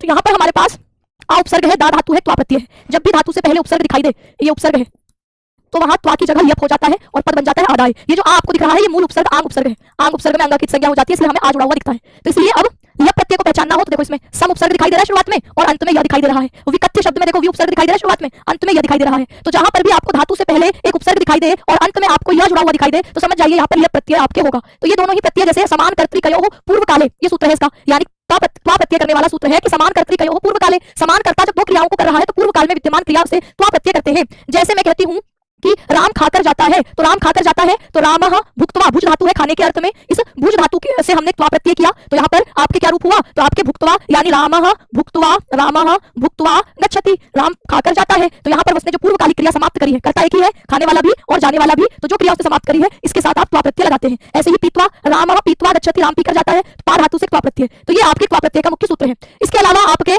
अब आपको इसमें सूत्र तो बहुत सारे हैं, पर हम सारे सूत्रों को ना पढ़ते हुए मुख्य सूत्र त्वा प्रत्यय का आपको ये समान कर्तृकयोः पूर्व काले पढ़ना है। इसके बाद सीधे एग्जांपल्स पर आ जाते हैं कि आपके जो एग्जांपल पूछे जाते हैं, ठीक है। जैसे अब यप प्रत्यय, तो इसमें आपके यप प्रत्यय के लिए मुख्य सूत्र आया समास से अनय पूर्वे तो यप। इसने कहा कि जिस समास के पूर्व पद में नय से भिन्न कोई अन्य अव्यय हो, यानी कोई अन्य उपसर्ग हो, तो वहां त्वा के स्थान पर यप। अब इसने नय क्यों बोला? क्योंकि जैसे मैं बोलूंगी कि उसने काम नहीं किया, काम नहीं करके गया, तो अब नहीं करने के अर्थ में मैं यहाँ नय तत्पुरुष समास करूंगी कि ना नय, और यहाँ पर नहीं करके कृत्वा, नहीं करके गया। अब ये नहीं के अर्थ में होगा तो नय में आपके ना की संज्ञा या की संज्ञा केवल अशेष बचता है और पद बन जाता है अकृत्वा। तो अगर यह नहीं बोला जाता कि नय प्रत्यय को छोड़कर, नहीं के अर्थ प्रत्यय को छोड़कर, तो फिर नए समास में भी यप हो जाता और आपको यहाँ पर फिर त्वा नहीं दिखाई देता, ठीक है। तो ये अकृत्य पद बन जाता और ये अकृत्य पद फिर आप लोगों के इसका अर्थ होता भैया करके, है ना, अकृत्य का अर्थ हो जाता फिर करके। तो इसलिए इसने बोला कि नए समास के अव्यय को अगर हम छोड़ दें, उसके उपसर्ग को छोड़ दें, अन्य कहीं पर भी अब धातु से पहले उपसर्ग आ जाएगा तो त्वा की जगह यप हो जाएगा। ये यप प्रत्यय का मुख्य सूत्र है। अब इसके उदाहरण जो पूछे जाते हैं, तो यहाँ पर आपने समझा त्वा प्रत्यय के अंत में आपको आधा ता और वा लगा दिख रहा है। यप प्रत्यय में हमें एक उपसर्ग दिखाई दे रहा है शुरुआत में, बीच में हमें धातु दिखाई दे रही है, अंत में हमें यह दिख रहा है, तो वो यप प्रत्यय है। इसके कुछ अपवाद भी होंगे कि हमेशा आपको अंत में आधा ता और वा दिखाई दे, ऐसा तो नहीं होगा। जैसे पहला ही देखो अर्ध धातु है, इस अर्ध धातु से हमने त्वा प्रत्यय करा, तो अर्ध धातु से त्वा प्रत्यय करेंगे तो अर्ध की जगह यहाँ पर जग आदेश हो जाता है और यहाँ पर त्वा प्रत्यय की जगह आपके जब आप त्वा प्रत्यय करते हैं तो यहाँ पर बनता है जगध्वा। तो अर्ध धातु जो खाने के अर्थ में होती है, इस अर्ध धातु की जगह जग आदेश होकर यहाँ पर त्वा प्रत्यय लगाने पर जगध्वा रूप बनता है। ऐसे ही यप प्रत्यय करते हैं तो यप प्रत्यय में शुरुआत में कोई उपसर्ग है, प्रउपसर्ग हो गया, सॉरी, अर्ध की जगह जग आदेश हुआ और अंत में यह प्रजग्धि हो गया। अस धातु है, अस धातु होना अर्थ में होती है, अस धातु को भू आदेश हो जाता है, इसलिए यहाँ पर आप अस धातु भी होना, भू धातु भी होना। अस धातु से त्वा प्रत्यय करने पर अस को भू आदेश हो गया और पद बन गया भूत्वा, है ना। ऐसे ही आपके अगर इसमें हम अनुपसर्ग जोड़ दें, भू धातु है और अंत में यह जोड़ दें तो यह प्रत्यय, दोनों का अर्थ समान है, होकर या अनुभूति करके। इष्ट धातु है, इष्ट धातु से आपके रूप एशित्वा भी बन जाता है, इष्टवा भी बन जाता है, और जब हम यह प्रत्यय करते हैं तो यहाँ प्रउपसर्ग हमने जोड़ दिया और अंत में यह जोड़ दिया, बीच में इष्ट धातु प्रेष्य बन जाता है। तो ये आपके इष्ट धातु के अर्थ, कृ धातु से आपने करा कृत्वा और अधिकृत्य। तो अब आपको यहाँ सारे ही एग्जाम्पल में जहां अंत में त्वा दिख रहा है, कुछ एग्जांपल्स को छोड़ दे तो ज्यादातर में त्वा प्रत्यांत शब्दों में आधा ता और वा लगा है, जो उससे त्वा प्रत्यय से अलग है। जैसे ये अध है तो अध वाले में आपको अध की जगह जग आदेश करके जगध्वा बन जाता है, नहीं तो सामान्य सब में आधा ता और वा दिख रहा है। और यहाँ आपको जब भी शुरुआत में उपसर्ग अंत में य, उपसर्ग अंत में य, उपसर्ग अंत में उपसर्ग अंत में य, तो ये सारे एग्जांपल्स ये प्रत्यय वाले हैं, ये याद रखना है, ठीक। कृत धातु है यहाँ पर, तो ये कर्तृत्व रूप बना, ठीक है, काटकर, और यहाँ पर उपसर्ग अंत में य, तो यहाँ सभी में गम धातु है तो अंत में त्वा गत्वा, ज्ञा धातु है अंत में त्वा, कूर्द धातु है तो कूर्दित्वा अंत में त्वा, ठीक है। आपकी क्री धातु है, ये क्री में डबल री है, बिखेरने अर्थ में ये धातु आती है, ये धातु है तो करना अर्थ है, लेकिन इसी में आपने ये डबल री कर दिया है तो ये बिखेरना अर्थ है, तो इसका अर्थ कीर्तवा बिखेर कर। सभी में आपके ये त्वा, ये क्री धातु खरीदने के अर्थ में आती है। छिद धातु है तो चित्वा, दिश धातु है तो दित्वा। अब दूध धातु है, दूध धातु में भी देखो त्वा नहीं दिख रहा, क्या दिख रहा है? दुग्धवा। तो ऐसी धातु है जिसके अंत में ह है तो वहां पर भी आपको ये परिवर्तन दिखाई देता है, जैसे दूह का दुग्धवा रूप दिखाई दे रहा है, तो जगधुआ दुग्धवा में अंत में आपको क्या दिखा? ध्वा। दृश धातु है तो दृष्टवा, प्रच्छ धातु होती तो पृष्ठवा, और इष्ट धातु थी तो इष्टवा, तो इनके अंत में आपको क्या दिखा? आधा टा और वा। तो इष्टवा में इष्ट धातु से त्वा करके इष्टवा, दृश धातु में आधा त्वा प्रत्यय करके दृष्टवा, और प्रच्छ धातु होगी वहां पर भी पृष्ठवा। नम धातु है नमस्कार करने के अर्थ में नत्वा, और यह प्रत्यय में तो आपको सभी में उपसर्ग अंत में य, सम उपसर्ग अंत में समदुह्य य अंत में, सम उपसर्ग अंत में य, यहाँ पर प्रउपसर्ग अंत में य, तो यह प्रत्यय तो आपको सीधे सीधे समझ में आ जाएगा। अब आगे इसमें भी पीतवा त्वा लिखा है, पृष्ठवा देखो आधा टा और वा, तो ये आपने अभी तक देखा कि हमें आधा टा और वा दिख रहा है। जगधुआ और आपके दूसरा एग्जांपल कौन सा था? जगधुआ और दुग्धवा, इनमें आधा धा और वा, पृष्ठवा दृष्टवा आदि में आधा टा और वा, ये सारे एग्जांपल आपने त्वा प्रत्यय में देखे। अब यहाँ पर हमारी ब्रू धातु है, इस ब्रू धातु को आदेश आपके क्या हो जाता है, वच, और वच में संप्रसारण क्या होता है, तो कुछ धातुएं ऐसी हैं जिसमें संप्रसारण हो जाता है। संप्रसारण मतलब यह संधि का बिल्कुल उल्टा, तो यह संधि में व की जगह उ की जगह व होता है, यहाँ व की जगह उ, तो यहाँ पर उक्तवा रूप बनता है। ठीक है, चौकु सूत्र से चौको कवर्ग आदेश हो जाता है, इसलिए चौक वच के चौक की जगह भी आपको क दिखाई देता है। तो उक्तवा रूप में अगर आपसे पूछे कि कौन सा प्रत्यय है, तो उक्तवा में वच धातु से त्वा प्रत्यय, वच ऑप्शन में नहीं है तो ब्रू धातु से त्वा प्रत्यय। ठीक है, यज धातु है, यज में भी या को संप्रसारण होता है, यह संधि का अपोजिट, या के या की जगह ई हो जाता है और हमें रूप दिखाई देता है इष्टवा। वच धातु से उक्तवा, तो ये अपवाद पूछेगा इसमें से आपके, जैसे पीतवा है इंपॉर्टेंट है, प्रच्छवा ये आपके यज धातु से, वच धातु से, ठीक है, गम धातु से, ये कुछ तो सामान्य है लेकिन हाँ ये आपके पूछेगा वच धातु हो गई, इससे आपके कई बार प्रीवियस ईयर क्वेश्चन में वच धातु वाला पूछ रखा है। वप धातु है, वप धातु में भी व को संप्रसारण हो जाता है, तो जैसे यह संधि में उ की जगह व, तो यहाँ संप्रसारण होकर व की जगह उ, और रूप क्या बनता है उक्तवा। ठीक है, वह धातु है, वह धातु में देखो ये अंत में ह है, ह की जगह ढ हो जाता है, व को संप्रसारण हो जाता है, तो रूप बनता है उड्वा, है ना। तो अब ये भी आपको सामान्यतः उड्वा शब्द समझ में नहीं आएगा कि इसमें त्वा प्रत्यय है, लेकिन अभी आप देख रहे हो यहाँ पर कि ये जो कुछ अपवाद है ये आपको जरूर ध्यान रखने हैं कि व को संप्रसारण हुआ उ और ह की जगह ढ हो गया और रूप बना उड्वा। तो उड्वा शब्द की निष्पत्ति पूछेगा आपसे, ऑप्शन दे रखे होंगे आपको कि ऊढ़ धातु है, त्वा प्रत्यय है, ठीक है, आपके वह धातु है, इसमें आधा ता और वा लगा के दे देगा, वह धातु से त्वा प्रत्यय है कि ऊढ़ से त्वा है, इस तरीके के ऑप्शन बना के दे देगा। तो आपने एक बार देख रखा होगा तो ऑप्शन देखकर कर ही लोगे कि वह धातु होती है ढोने अर्थ में, इसमें त्वा प्रत्यय करते हैं तो ऊढ़वा रूप बनता है ढोकर। हन धातु है हत्वा, अब ये आपकी हा, इसमें आपके जो हा धातु के अलावा एक धा धातु है, धा धातु से त्वा प्रत्यय करने पर कई बार पूछता है कि धा से त्वा करेंगे, धा की जगह ही आदेश होकर वहां पर रूप क्या बनता है हित्वा, तो धा धातु से त्वा करेगा तब भी क्या बनेगा हित्वा। तो ये कुछ अपवाद है जो आपको थोड़ा सा कंफ्यूज एग्जाम में कर सकते हैं। और यह प्रत्यय में तो सब में वही चल रहा है, उपसर्ग अंत में य, उपसर्ग अंत में य, उपसर्ग अंत में य, उपसर्ग अंत में य, यह प्रत्यय पहचानने में दिक्कत नहीं होगी। इसके आगे बढ़े तो ये आपके त्वा प्रत्यय के कुछ प्रमुख एग्जांपल थे, ठीक है, जो आपके पूछे जाते हैं। अब इसके आगे बढ़ते हैं हमारे पास ता और तवतु प्रत्यय। सबसे पहले आपने त्वा और लियप प्रत्यय को समझा, ठीक है। अब हमारे पास बारी है ता तवतु प्रत्यय की। ये दोनों ही प्रत्यय निष्ठा संज्ञक प्रत्यय है, ता तवतु निष्ठा से इनकी निष्ठा संज्ञा होती है। ये दोनों प्रत्यय भूतकाल अर्थ में प्रयोग होते हैं। किस अर्थ में प्रयोग होते हैं? भूतकाल को दिखाने के लिए प्रयोग होते हैं, लेकिन दोनों में अंतर है। जैसे त्वा और लियप दोनों एक ही अर्थ में प्रयोग हो रहे हैं, लेकिन अंतर है, क्या अंतर है कि जो लियप प्रत्यय है उसमें धातु से पहले उपसर्ग दिखाई देता है, जबकि त्वा प्रत्यय में ऐसा नहीं होता। तो ऐसे इन दोनों में भी अंतर है। ता तवतु दोनों निष्ठा संज्ञक प्रत्यय है, दोनों आपके भूतकाल अर्थ में प्रयोग होते हैं। और इसका अगर हम देखें यहाँ पर तो ता तवतु प्रत्यय में हम अंतर देखते हैं कि इनका प्रयोग किस वाच्य में हो रहा है। तीन वाच्य होते हैं हमारे पास, कर्तृवाच्य, बताइए किसी को याद है, कर्मवाच्य और भाववाच्य। तो यहाँ पर आपका जो ता प्रत्यय है वो किस अर्थ में प्रयोग होता है? तो आपके ता प्रत्यय का प्रयोग कर्मवाच्य और भाववाच्य में होता है, कर्म और भाव अर्थ में होता है, जबकि आपके कर्तृवाच्य में तवतु प्रत्यय का प्रयोग होता है। यही इन दोनों में अंतर है कि जो ता प्रत्यय है, एक ता में आधा का भी है, तो आपके ता प्रत्यय जो है यह कर्मवाच्य भाववाच्य यानी कर्म और भाव अर्थ में होता है, जबकि कर्तृ प्रत्यय आपके जो तवतु प्रत्यय आपके कर्तृवाच्य में कर्ता अर्थ में प्रयोग होता है। ठीक, अब दोनों में जुड़ता क्या है? तो हमारे पास ता प्रत्यय में क की संज्ञा होकर के अब त्वा और लियप प्रत्यय के आपको पुल्लिंग, स्त्रीलिंग और नपुंसकलिंग अलग अलग रूप नहीं दिखाई देते। क्यों? क्योंकि वो अव्यय पद बना रहे हैं, त्वा, लियप और तुमुन, ये तीनों अव्यय पद बना रहे हैं, तो अव्यय में कोई विकार नहीं आता लिंग परिवर्तन होने पर, इसलिए एक ही रूप दिखाई देता है। लेकिन इसके अतिरिक्त जो प्रत्यय आप पढ़ेंगे उसके पुल्लिंग, स्त्रीलिंग और नपुंसकलिंग में तीन रूप होंगे।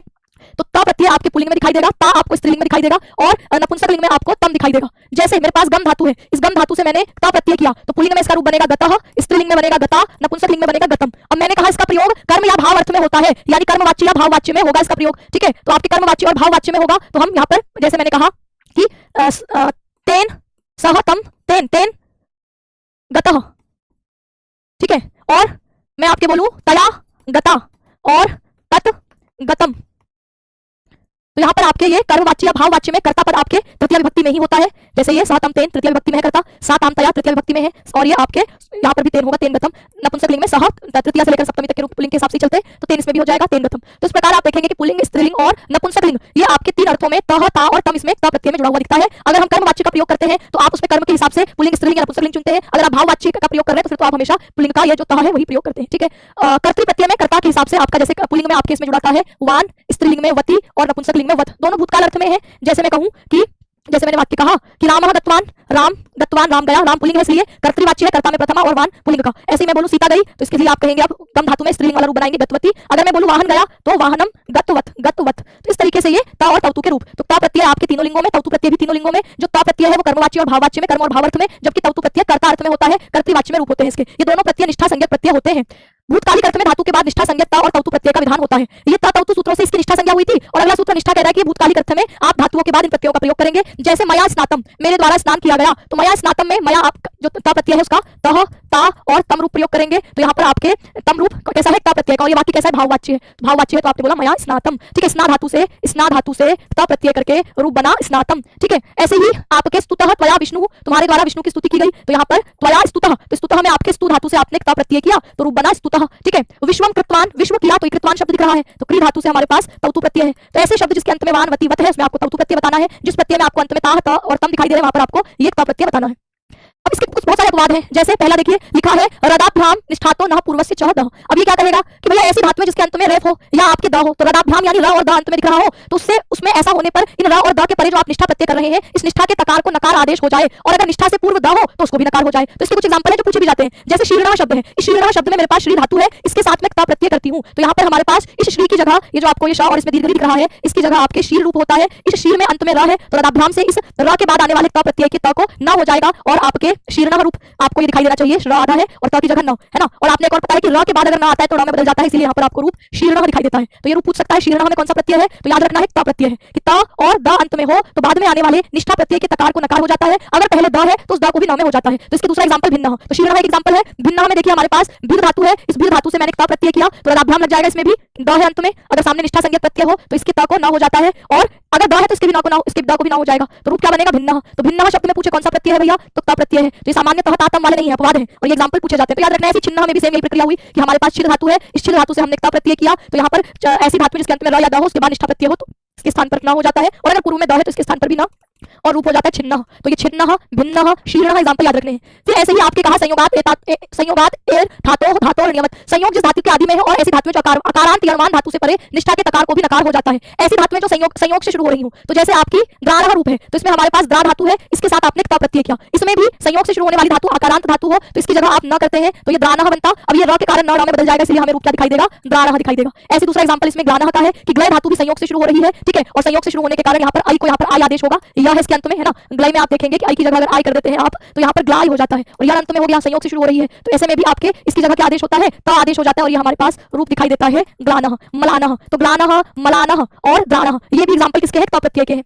इसके आगे लुआदिभ्यास सूत्र आया, इसमें लुई धातु अगर हमारे पास है तो ये लुई धातु है, लुई धातु में इसकी संज्ञा होकर के इसके बाद निष्ठा संज्ञक प्रत्यय आए तब भी ता को न हो जाता है, इसलिए हमें पद क्या दिखाई देता है न। तो लुई आदि किस धातुओं के परे तकार के स्थान पर नकार आदेश हो। एक एग्जांपल इसमें लूनः याद रखना है कि लूनः में लुई प्रत्यय और ता प्रत्यय है। इसके अलावा अंग के अवसर के स्थान पर दीर्घ हो जाता है, अंग के अवयव हल से परे जो संप्रसारण तदंत अंग के स्थान पर दीर्घ हो जाता है, जैसे ये आपकी जी धातु है, इस जी धातु से आपने क्ता प्रत्यय किया है ना, तो यहाँ पर ये एग्जांपल याद रखना है कि जी धातु से क्ता प्रत्यय किया तो इसके इस स्वर को दीर्घ हो जाता है और निष्ठा संज्ञक को यहाँ पर भी नकार आदेश हो जाएगा, तो यहाँ पर नकार आदेश होगा, तो ये आपके जीनः रूप हमें दिखाई देगा, ठीक है। ये उतना इंपॉर्टेंट नहीं है, इंपॉर्टेंट यहाँ पर एक लूनः शब्द है, इसके अलावा एक इंपॉर्टेंट है भिन्नः छिन्नः, ये आपके इंपॉर्टेंट है। इसमें आगे बढ़ते हैं, ओदितश्च से एक शब्द बनता है भुग्नः शब्द, इस भुग्नः में भी हमारे पास भुज धातु है, तो इस भुज धातु और आपके भुज धातु में आपने क्ता प्रत्यय किया, तो ये भुज धातु से क्ता प्रत्यय करने पर भुज देखेंगे तो यहाँ इसकी जो मूल धातु है उसमें ओ की संज्ञा होने के कारण ये ओत है, ओत होने के कारण यहाँ पर भी ता को न आदेश होगा, इस ज को आप इसमें बदलेंगे क वर्ग में बदलेंगे और यहाँ पर च छ ज है तो ये क ख ग हो जाएगा, और रूप हमें क्या दिखाई देगा, भुग्नः। तो भुग्नः में भी आपके क्ता प्रत्यय होगा, भुज धातु से क्ता प्रत्यय आपने किया है तो यहाँ पर ज को क वर्ग का तृतीय वर्ण और त की जगह न आदेश। ऐसी उच्छूनः शब्द है, एक भुग्नः है इंपॉर्टेंट, बाकी इसमें नहीं पूछता है। शुष् धातु से क्ता प्रत्यय भी पूछता है, ये भी इंपॉर्टेंट है, प्रीवियस ईयर में कई बार पूछा हुआ है। शुष् धातु से आप जब क्ता प्रत्यय करते हैं तो यहाँ पर क्या हो जाता है आपके, तो निष्ठा के जो तकार है उसके स्थान पर क आदेश हो जाता है, शुष् धातु के बाद क्ता प्रत्यय आने पर इसके स्थान पर क हो जाता है और रूप हमें शुष्कः दिखाई देता है, शुष्कः। तो शुष् धातु से शुष्ः कः, शुष् धातु के परे निष्ठा को क हो जाए, ये एक एग्जांपल इसमें मिलता है। ऐसे पचो वह, ये कहेगा पच धातु से परे अगर निष्ठा हो तो उसकी जगह वह आदेश हो जाए,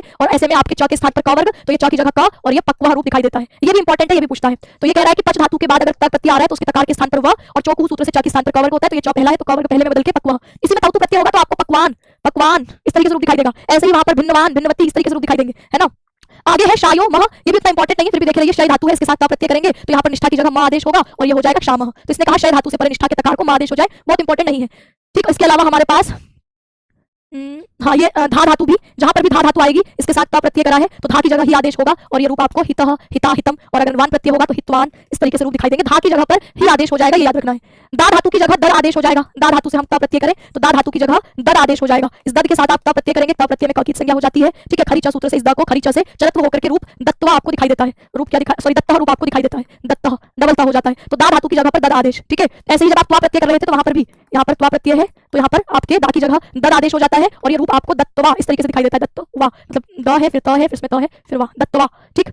इसके ये आपके सारे इसके एग्जांपल यानी एग्जांपल्स की टेबल है कि इस धातु है, इस धातु से आप त प्रत्यय करते हैं तो यहाँ पर इष्टः इष्टा इष्टम, इसमें संधि होकर के त की जगह सामान्य हम त प्रत्यय में सामान्य रूपों में तह ता और तम कह रहे हैं, तो यहाँ पर श होने के कारण शुटुत्व संधि से त को ट हो गया, इसलिए इष्टः इष्टा इष्टम दिखाई दे रहा है, और यहाँ पर वान वती वत है सामान्यतः, तो ये वान वती और वत, तो इष्टवान इष्टवती इष्टवत। ऐसे गय धातु है, गय धातु गाना अर्थ में होती है, गीतः गीता गीतम, इधर गीतवान गीतवती गीतवत, त्रि धातु पार होने के अर्थ में, जैसे आपने श्री का शीर्ण रूप देखा था, ऐसे ही त्रि का तीर्ण रूप है। रिकार के स्थान पहले इसके स्थान पर आपके यहाँ तीर हो जाता है, ईर हो जाता है री के स्थान पर, तीर होने के बाद फिर आपके इस जो ता है उसकी जगह ना आदेश होता है, ना को र होने के कारण ड़ हो जाता है और तीर्ण तीर्ण तीर्णम, तो शीर्ण शीर्ण शीर्णम तीर्ण तीर्ण तीर्णम, ये ता प्रत्यय एग्जांपल। और यहाँ तीर्णवान तीर्णवती तीर्णवत। दुष्ट धातु है तो दुष्टः दुष्टा दुष्टम दुष्टवान दुष्टवती दुष्टवत। शक धातु है तो शक्तः शक्ता शक्तम शक्तवान शक्तवती शक्तवती, तो सामान्य वैसे चल रहे हैं। गम धातु को गतः गता गतम गतवान गतवती गतवत।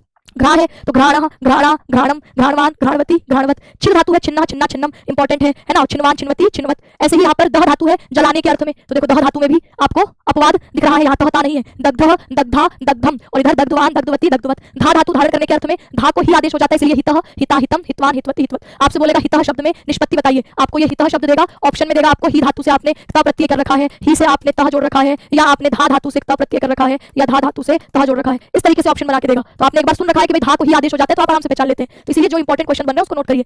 पच धातु है, पच धातु से हमने देखा पच के चक, पच के परे होने पर निष्ठा को वह हो जाता है, इसलिए पक्वा पक्वा पक्वम और पक्वान पक्वती पक्वत इंपॉर्टेंट है, पूछता है। पा धातु से पीतः पीता पीतम पीतवान पीतवती पीतवत। वस धातु है, वस धातु के व को संप्रसारण होकर के रूप उषितः उषिता उषितम, और इधर उषितवान उषितवती उषितवत। ठीक है। क्री धातु है, क्री धातु से आपने रूप देखा क्रीतः क्रीता क्रीतम, और इधर क्रीतवान क्रीतवती क्रीतवत। तुद धातु है तो तुद से तुन्नः, तुद धातु में भी देखो अंत में द है, तो जैसे छिद और भी धातु का हो रहा था वैसे यहाँ पर भी तुन्नः तुन्ना तुन्नम तुन्नवान तुन्नवती तुन्नवन। दृष्ट धातु है तो दृष्ट धातु में भी दृष्टः दृष्टा दृष्टम होगा तो ता प्रत्यय, दृष्टवान दृष्टवती दृष्टवत तो तवतु प्रत्यय। पठ है तो पठितः पठिता पठितम पठितवान पठितवती पठितवत। भी धातु है तो भीतः भीता भीतम भीतवान भीतवती भीतवत। लिख धातु है तो लिखितः लिखिता लिखितम लिखितवान लिखितवती लिखितवत। ऐसी सेव धातु है तो इसमें भी सामान्य सबके रूप सेवितः सेविता सेवितम, इधर सेवितवान सेवितवती सेवितवत। दा धातु है, दा धातु है तो दा धातु से दत्तः दत्ता दत्तम दत्तवान दत्तवती दत्तवती और दत्त वत। ठीक है। नष्ट धातु है तो नष्टः नष्टा नष्टम नष्टवान नष्टवती नष्टवत। पच्छ है तो पृष्ठः पृष्ठा पृष्ठम पृष्ठवान पृष्ठवती पृष्ठवत। बाकी सब सामान्य है। यज धातु को देख ली, धातु को पहले आपने देख लिया। भ्रू धातु में जहां पर भी होगा, भ्रू में भी आपने त्वा प्रत्यय में देखा था उक्तवा, तो यहाँ पर भी उक्ता उक्ता उक्तम। भ्रू धातु भी देख लिया है। यज धातु में भी यहाँ पर भी संप्रसारण होता है और इष्टः इष्टा इष्टम। वच धातु में भी संप्रसारण होता है उक्ता उक्ता उक्तम। वस धातु में भी संप्रसारण होता है उषितः उषिता उषितम। शास धातु का सामान्य शिष्टः शिष्टा शिष्टम। शुष्क धातु अपवाद में आप देख चुके किसमें निष्ठा को का हो जाएगा, इसलिए शुष्कः शुष्का शुष्कम। हन धातु से हतः हता हतम सामान्य रूप ही है। तो ये आपने ता और तवतु प्रत्यय के इंपॉर्टेंट देखे।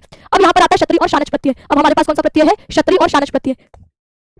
क्षत्रिय और शानच प्रत्यय कैसे हैं, वर्तमान काल के प्रत्यय है, वर्तमान काल के प्रत्यय है। ठीक है। वर्तमान काल के तो आपने सबसे पहले त्वाल्यप जो कि अभी बना रहे थे, ता तवतु जो कि दोनों भूतकाल थे, और ये आपके क्षत्रिय और शानच लट लकार के स्थान पर होते हैं। लट लकार वर्तमान काल में आता है तो ये वर्तमान काल के होंगे। अब लेकिन दोनों में अंतर है, जैसे ता और तवतु में अंतर है, तो यहाँ क्षत्रिय और शानच में भी अंतर होगा। क्या अंतर है बताओ, क्षत्रिय और शानच प्रत्यय। देखिए, क्षत्रिय प्रत्यय का प्रयोग होता है परस्मयी पदी में, परस्मयी पदी धातुओं में, और शानच प्रत्यय का प्रयोग होता है आत्मनेपदी धातुओं में। ये दोनों में अंतर है। क्षत्रिय प्रत्यय का प्रयोग परस्मयी पदी धातु, जैसे आप तीतः अंति सीतः वाले देखते हैं, उनके स्थान पर लट लकार के रूप, हर लकार के रूप, परस्मयी पदी और आत्मनेपदी के हिसाब से आप देखते हैं ना। तो जो परस्मयी पदी धातुएं हैं उनके स्थान पर जब आप लट लकार की जगह क्षत्रिय प्रत्यय करते हो, लट लकार में आपकी जो धातुएं हैं उसमें आप परस्मयी पदी के स्थान पर क्षत्रिय प्रत्यय करते हो, लट लकार में जो धातुएं आत्मनेपदी होती है उसके स्थान पर आप शानच प्रत्यय करते हो। तो यहाँ पर और इसके अलावा क्षत्रिय प्रत्यय में हमारे पास हमें अंत में जुड़ा हुआ दिखता है अन, अंति, स्पुलिंग होगा तो अन, स्त्रीलिंग होगा तो अंति, नपुंसक लिंग है तो अथ, और अगर शानच प्रत्यय है तो यहाँ पर आपको दिखाई देता है मानः माना मानम, मुख का आगम होता है इसमें, आनः की जगह मुख आके म जुड़ता है और मानम सॉरी, तो मानः माना और मानम ये आपको दिखाई देता है। जैसे मेरे पास पच धातु है, इस पच धातु से मैं क्षत्रिय प्रत्यय करूंगी तो रूप मेरे पास पुलिंग होगा तो पचन, स्त्रीलिंग होगा तो पचंती, नपुंसक लिंग होगा तो पचत। मेरे पास लभ धातु है, आत्मनेपदी धातु है, इससे आप वर्तमान काल के अर्थ में शानच प्रत्यय करते हो, रूप बनता है लभ मानः लभ माना लभ माना और लभ मानम। इसमें कुछ ऐसे खास अपवाद होते नहीं है, तो सामान्यतः आपको अन अंति अत धातुओं के अंत में दिखाई दे रहा है, और मानः माना मानम ये धातुओं के अंत में दिखाई दे रहा है, तो वहां पर शानच प्रत्यय होता है। ये आने मुख सूत्र से जो मानः दिखाई दे रहा है वो मुख के आगम होने से मानः बनता है, पचमानः पचमाना पचमानम। ठीक है। ये दोनों प्रत्ययों की सत्संज्ञा है, तव सत सूत्र से निष्ठा, ता और तवतु प्रत्ययों की निष्ठा संज्ञा थी, उनका नाम निष्ठा था। ऐसे ही क्षत्रिय और शानच प्रत्ययों का नाम सत है। इसमें ऐसा कुछ अपवाद है नहीं, ये आप सामान्य पहचान ही जाओगे, इसलिए मैं आगे बढ़ती हूँ ल्युट प्रत्यय पर। ठीक है। तो इसमें कोई ऐसा अपवाद नहीं है कि आपको कुछ अलग दिखे, सामान्य आप इसमें अनंत्यर्थ और मानः माना मानम देख करके पहचान जाते हैं। अब अगला प्रत्यय आता है हमारे पास ल्युट प्रत्यय। ल्युट प्रत्यय केवल नपुंसक लिंग शब्द ही बनाता है, तो जैसे आपके क्षत्रिय शानच या तवतु पुल्लिंग स्त्रीलिंग नपुंसक लिंग तीन रूप बना रहे थे, और त्वा और यप में अव्यय बन रहा था तो उसका कोई रूप चलता ही नहीं। ऐसे ल्युट प्रत्यय केवल नपुंसक लिंग शब्दों को ही बनाता है, नपुंसक लिंग भाव अर्थ में यह होता है, और इससे बनने वाले शब्द केवल नपुंसक लिंग में ही प्रयोग होते हैं। ल्युट प्रत्यय में हमारे क्या रहता है, ल्युट प्रत्यय में आप देखिए तो यहाँ ट की संज्ञा ल की संज्ञा यू की जगह अनादेश हो जाता है, नपुंसक लिंग में म जुड़ करके आपको ल्युट प्रत्यांत शब्दों में धातु के परे अनम लगाया हुआ दिखता है। जैसे हस धातु से ल्युट, तो ल्युट की जगह हम क्या जोड़ते हैं, अनम, तो क्या हो जाता है हसनम। पठ धातु से आपने ल्युट किया तो पठनम, लिख धातु से आपने ल्युट करा तो लेखनम, गम धातु से आपने ल्युट करा तो गमनम। तो ये भी सामान्य आपके यही होगा इसमें सभी में। ठीक है। अस धातु है तो अस धातु की जगह मैंने आपको बताया ही कि अस धातु जहां जहां हो रही है उसकी जगह आप भू आदेश करते हैं, जैसे हमने त्वा प्रत्यय किया तो भूत्वा, उसी में त्वा प्रत्यय किया तो भूतः। तो ऐसे यहाँ पर आप ल्युट प्रत्यय करेंगे तो भू की अस की जगह भू, और भू में आप अनम जोड़ेंगे तो यहाँ पर आपकी कौन सी संधि हो जाएगी, अयादि संधि होगी, भू के ऊ को पहले ओ होगा, ओ की जगह अव और भवनम। तो भवनम, कथनम, करणम, कर्तनम, कर्षणम, क्रयणम, क्रीडनम, खेलनम, गमनम, गानम, चयनम। तो जिस भी धातु के अंत में अनम दिखाई दे रहा है, समझ जाइए यहाँ पर लिट प्रत्यय है और नपुंसकलिंग अर्थ में हो रहा है। यही बात यहाँ पर याद रखने वाली है। ये सारे इसके एग्जांपल हैं, सभी में आपको अनम अंत में दिखाई दे रहा होगा। अब है हमारे पास तुमुन प्रत्यय। तुमुन प्रत्यय क्या होता है? तो तुमुन प्रत्यय में हमारे पास शेष बचता है। तुमुन प्रत्यय आप देखेंगे, तुमुन प्रत्यय में हमारे पास केवल तुमको आपने शेष बचाना है। ये इससे बने प्रत्यय भी अव्यय होते हैं। तो 3 प्रत्यय आपके सिलेबस में ऐसे हैं जो अव्यय बना रहे हैं। एक आपने त्वा देखा, एक आपने लिप देखा और एक आप देख रहे हैं तुमुन प्रत्यय। ये तीनों ही अव्यय शब्दों का निर्माण करते हैं। तो अब यहाँ पर तुमुन प्रत्यय किस अर्थ में होता है? तो इसने कहा तुमुन वलौ क्रियायाम क्रियार्थम। तो यानी तुमुन प्रत्यय का प्रयोग क्रियायार्थ क्रिया हो, मैं पढ़ने के लिए जाती हूँ तो मेरे जाने क्रिया का क्रियार्थ है पढ़ना, ठीक है। तो जो आपकी क्रियायार्थ क्रिया के समीप रहते हैं, क्रिया के अर्थ में जब आप क्रिया कर रहे हैं, क्रिया के लिए दूसरी क्रिया कर रहे हैं, तो यहाँ पर आप धातु से तुमुन प्रत्यय या डूल प्रत्यय का प्रयोग करते हैं। तो यहाँ पर आपके तुमुन प्रत्यय में हमने कहा तुम जुड़ता है, मैं देखने के लिए जाती हूँ तो देखने के लिए जाती हूँ। तो यहाँ पर दृश्य धातु से हम तुमुन प्रत्यय करेंगे, तुमुन प्रत्यय करेंगे तो हो जाएगा द्रष्टुम। पठ धातु से तुमुन करोगे पठितुम, लिख धातु से तुमुन करोगे लेखितुम, खाद धातु से तुमुन करोगे खादितुम। तो ये सामान्य इसका सूत्र। अच्छा, तुमुन या डूल प्रत्यय करने वाले सूत्र में ये सूत्र मुख्य याद रखने हैं। जैसे आपने हम जब त्वा प्रत्यय या लिप प्रत्यय कर रहे थे, तो त्वा प्रत्यय और लिप प्रत्यय करने में जो मुख्य सूत्र आपको, एक तो ये अलम और खलु शब्दों के समीप में रहने पर प्रतिषेध अर्थ में त्वा प्रत्यय होता है, ये सूत्र आपको याद रखना था। एक जो मुख्य सूत्र है इसका कि समान कर्तृ कयो पूर्व काले, ये सूत्र त्वा और लिप प्रत्यय का विधान करता है कि समान कर्ता जब क्रिया कर रहा हो तो पूर्व वाली क्रिया में आप ये लगाते हैं। ऐसे ही ये मुख्य सूत्र था इसका। लिप प्रत्यय में ये सूत्र की समास से अनय पूर्वक लिप, ये सूत्र, ठीक है। ऐसे ही हमारे पास निष्ठा प्रत्यय का, निष्ठा प्रत्यय करने वाला सूत्र निष्ठा ही था, ठीक है। और तो बहुत सारे सूत्र है, पर बहुत सारे सूत्र याद नहीं रखने। क्षत्रिय शानच प्रत्यय करने वाला सूत्र लट क्षत्रिय शानच प्रथमा समानाधिकरणे, ये सूत्र क्षत्रिय शानच प्रत्यय करने वाला मुख्य सूत्र था। तो बिल्कुल ऐसे ही आपके यहाँ पर जो लुट प्रत्यय करने वाला सूत्र लुट है, ऐसे ही तुमुन प्रत्यय करने वाला सूत्र कई बार पूछता है। तो तुमुन प्रत्यय अगर क्रिया के लिए किया, क्रिया करने के अर्थ में हो रहा हो, क्रियायार्थ क्रिया हो, तो वहां पर आप ये वाला सूत्र बताते हैं कि तुमुन वलो क्रियायाम क्रियार्थम। और इसके एग्जांपल पठितुम, लेखितुम, खादितुम, हंतुम, गंतुम तो होते ही है। इसके अलावा एक काल समय वेलासु तुमुन, कालवाचक शब्द है ना, वेला काल शब्द हो, समय शब्द हो, वेला शब्द हो, तो काल समय वेला जो कालवाचक शब्द है, इनके समीप आने वाली धातुओं से भी तुमुन प्रत्यय करेगा। जैसे एग्जांपल आपको दे रखा है कि स्नातुम, स्नातुम वेला अस्ति, ये एग्जांपल दे रखा है। और इसमें बोला कि स्नातुम रेखांकित पद में तुमुन करने वाला सूत्र बताइए। तो आपको अगर काल समय और वेला इन शब्दों के समीप में तुमुन प्रत्यय लगा हुआ दिख रहा है तो काल समय वेलासु, अन्यथा ये सूत्र है तुमुन वलो क्रियायाम क्रियार्थम। तो एक ये सूत्र और एक आपके त्वालिप वाला ये पूछता है, इसलिए इनको बोल रही हूं कि याद रखना। तो ये आपके तुमुन प्रत्यय में एग्जांपल, ए धातु से तुमुन प्रत्यय किया तो एधितुम, क्री धातु से किया तो क्रेतुम, दा धातु से दातुम, प्रच धातु से प्रष्टुम, पा धातु है तो पक्तुम, लेखितुम, मोक्तुम, पातुम, गंतुम। इसमें सभी शब्दों के अंत में तुम दिखेगा। विद धातु है तो वेत्तुम, दृश्य है तो द्रष्टुम, वह है, हाँ ये पूछता है, ये इंपॉर्टेंट है। इसमें अपवाद है ना, वह धातु है तो वह धातु आपके ले जाने के अर्थ में है, इससे आप तुमुन प्रत्यय करते हैं, ह की जगह ढ हो जाता है, वो ओढ़ुम रूप बनता है ना, क्या बनता है वो ओढ़ुम। ऐसे ही सह धातु पूछता है, सह धातु से भी तुमुन प्रत्यय करेंगे, इसके अंत में भी ह है, यहाँ पर भी रूप आपको दिखाई देता है सोढ़ुम, क्या रूप दिखाई देता है सोढ़ुम। तो सोढ़ुम वोढ़ुम में आपको ये याद रखना है तुमुन प्रत्यय है। वच धातु से वक्तुम, शु धातु से श्रोतुम, ये तो सामान्य रूप है, आप कर ही लेंगे। अब है डुवल त्रिचौ, तो तुमुन प्रत्यय हमने देखा। अब तुमुन प्रत्यय में भी ऐसे पुल्लिंग स्त्रीलिंग वाला कांसेप्ट नहीं, क्योंकि वो भी अभी बना रहा है। अब है डुवल त्रिचौ प्रत्यय, डुवल और त्रिच प्रत्यय। डुवल और त्रिच प्रत्यय दोनों कर्ता अर्थ में होते हैं। जैसे डुवल प्रत्यय है कर्ता अर्थ में होगा, जैसे इसमें लौकिक संज्ञा, लौकिक संज्ञा, वो की जगह अक आदेश, तीनों रूप बनते हैं इसके भी पुल्लिंग स्त्रीलिंग नपुंसकलिंग। जैसे आप कह रहे पाठक, लेखक, गायक, तो ये सारे डुवल वाले प्रत्यय वाले हैं। और त्रिच प्रत्यय भी कर्ता अर्थ में हो रहा है, इसमें चौकित संज्ञा होकर त्रिशेष बचता है। पुल्लिंग में स्त्री आपके नपुंसकलिंग में त्रि, पुल्लिंग में ता और नपुंसकलिंग में आपके स्त्रीलिंग में आपके ये त्रि। तो ये रूप है आपके नपुंसकलिंग का, ये है पुल्लिंग का, ये है स्त्रीलिंग का, ठीक है। और यहाँ तो अकह इका इकम करके रूप बनते हैं। एग्जांपल डुवल त्रिचौ सूत्र धातु से डुवल और त्रिच प्रत्यय होते हैं, कर्तृकृत के अनुसार ही कर्ता अर्थ में होंगे प्रत्यय। युवर नाकौ से वो का आदेश हो जाता है, हमने बात कर ली। कुछ एग्जांपल्स देख लीजिए। नी धातु से डुवल प्रत्यय है, तो यहाँ पर डुवल प्रत्यय में हमने कहा अक जोड़ना है। और यहाँ पर जो ये धातु है, इस धातु को क्या हो जाती है, वृद्धि हो जाती है। वृद्धि होने पर ई को वृद्धि आई होती है, इसीलिए नई, नई के बाद अक है, अयादि संधि होगी, आई की जगह आय तो नायक रूप बन जाता है। लिख है तो लिख में आपके यहाँ पर जो इसकी उपधा है उसको गुण होकर ए हो जाता है लेखक।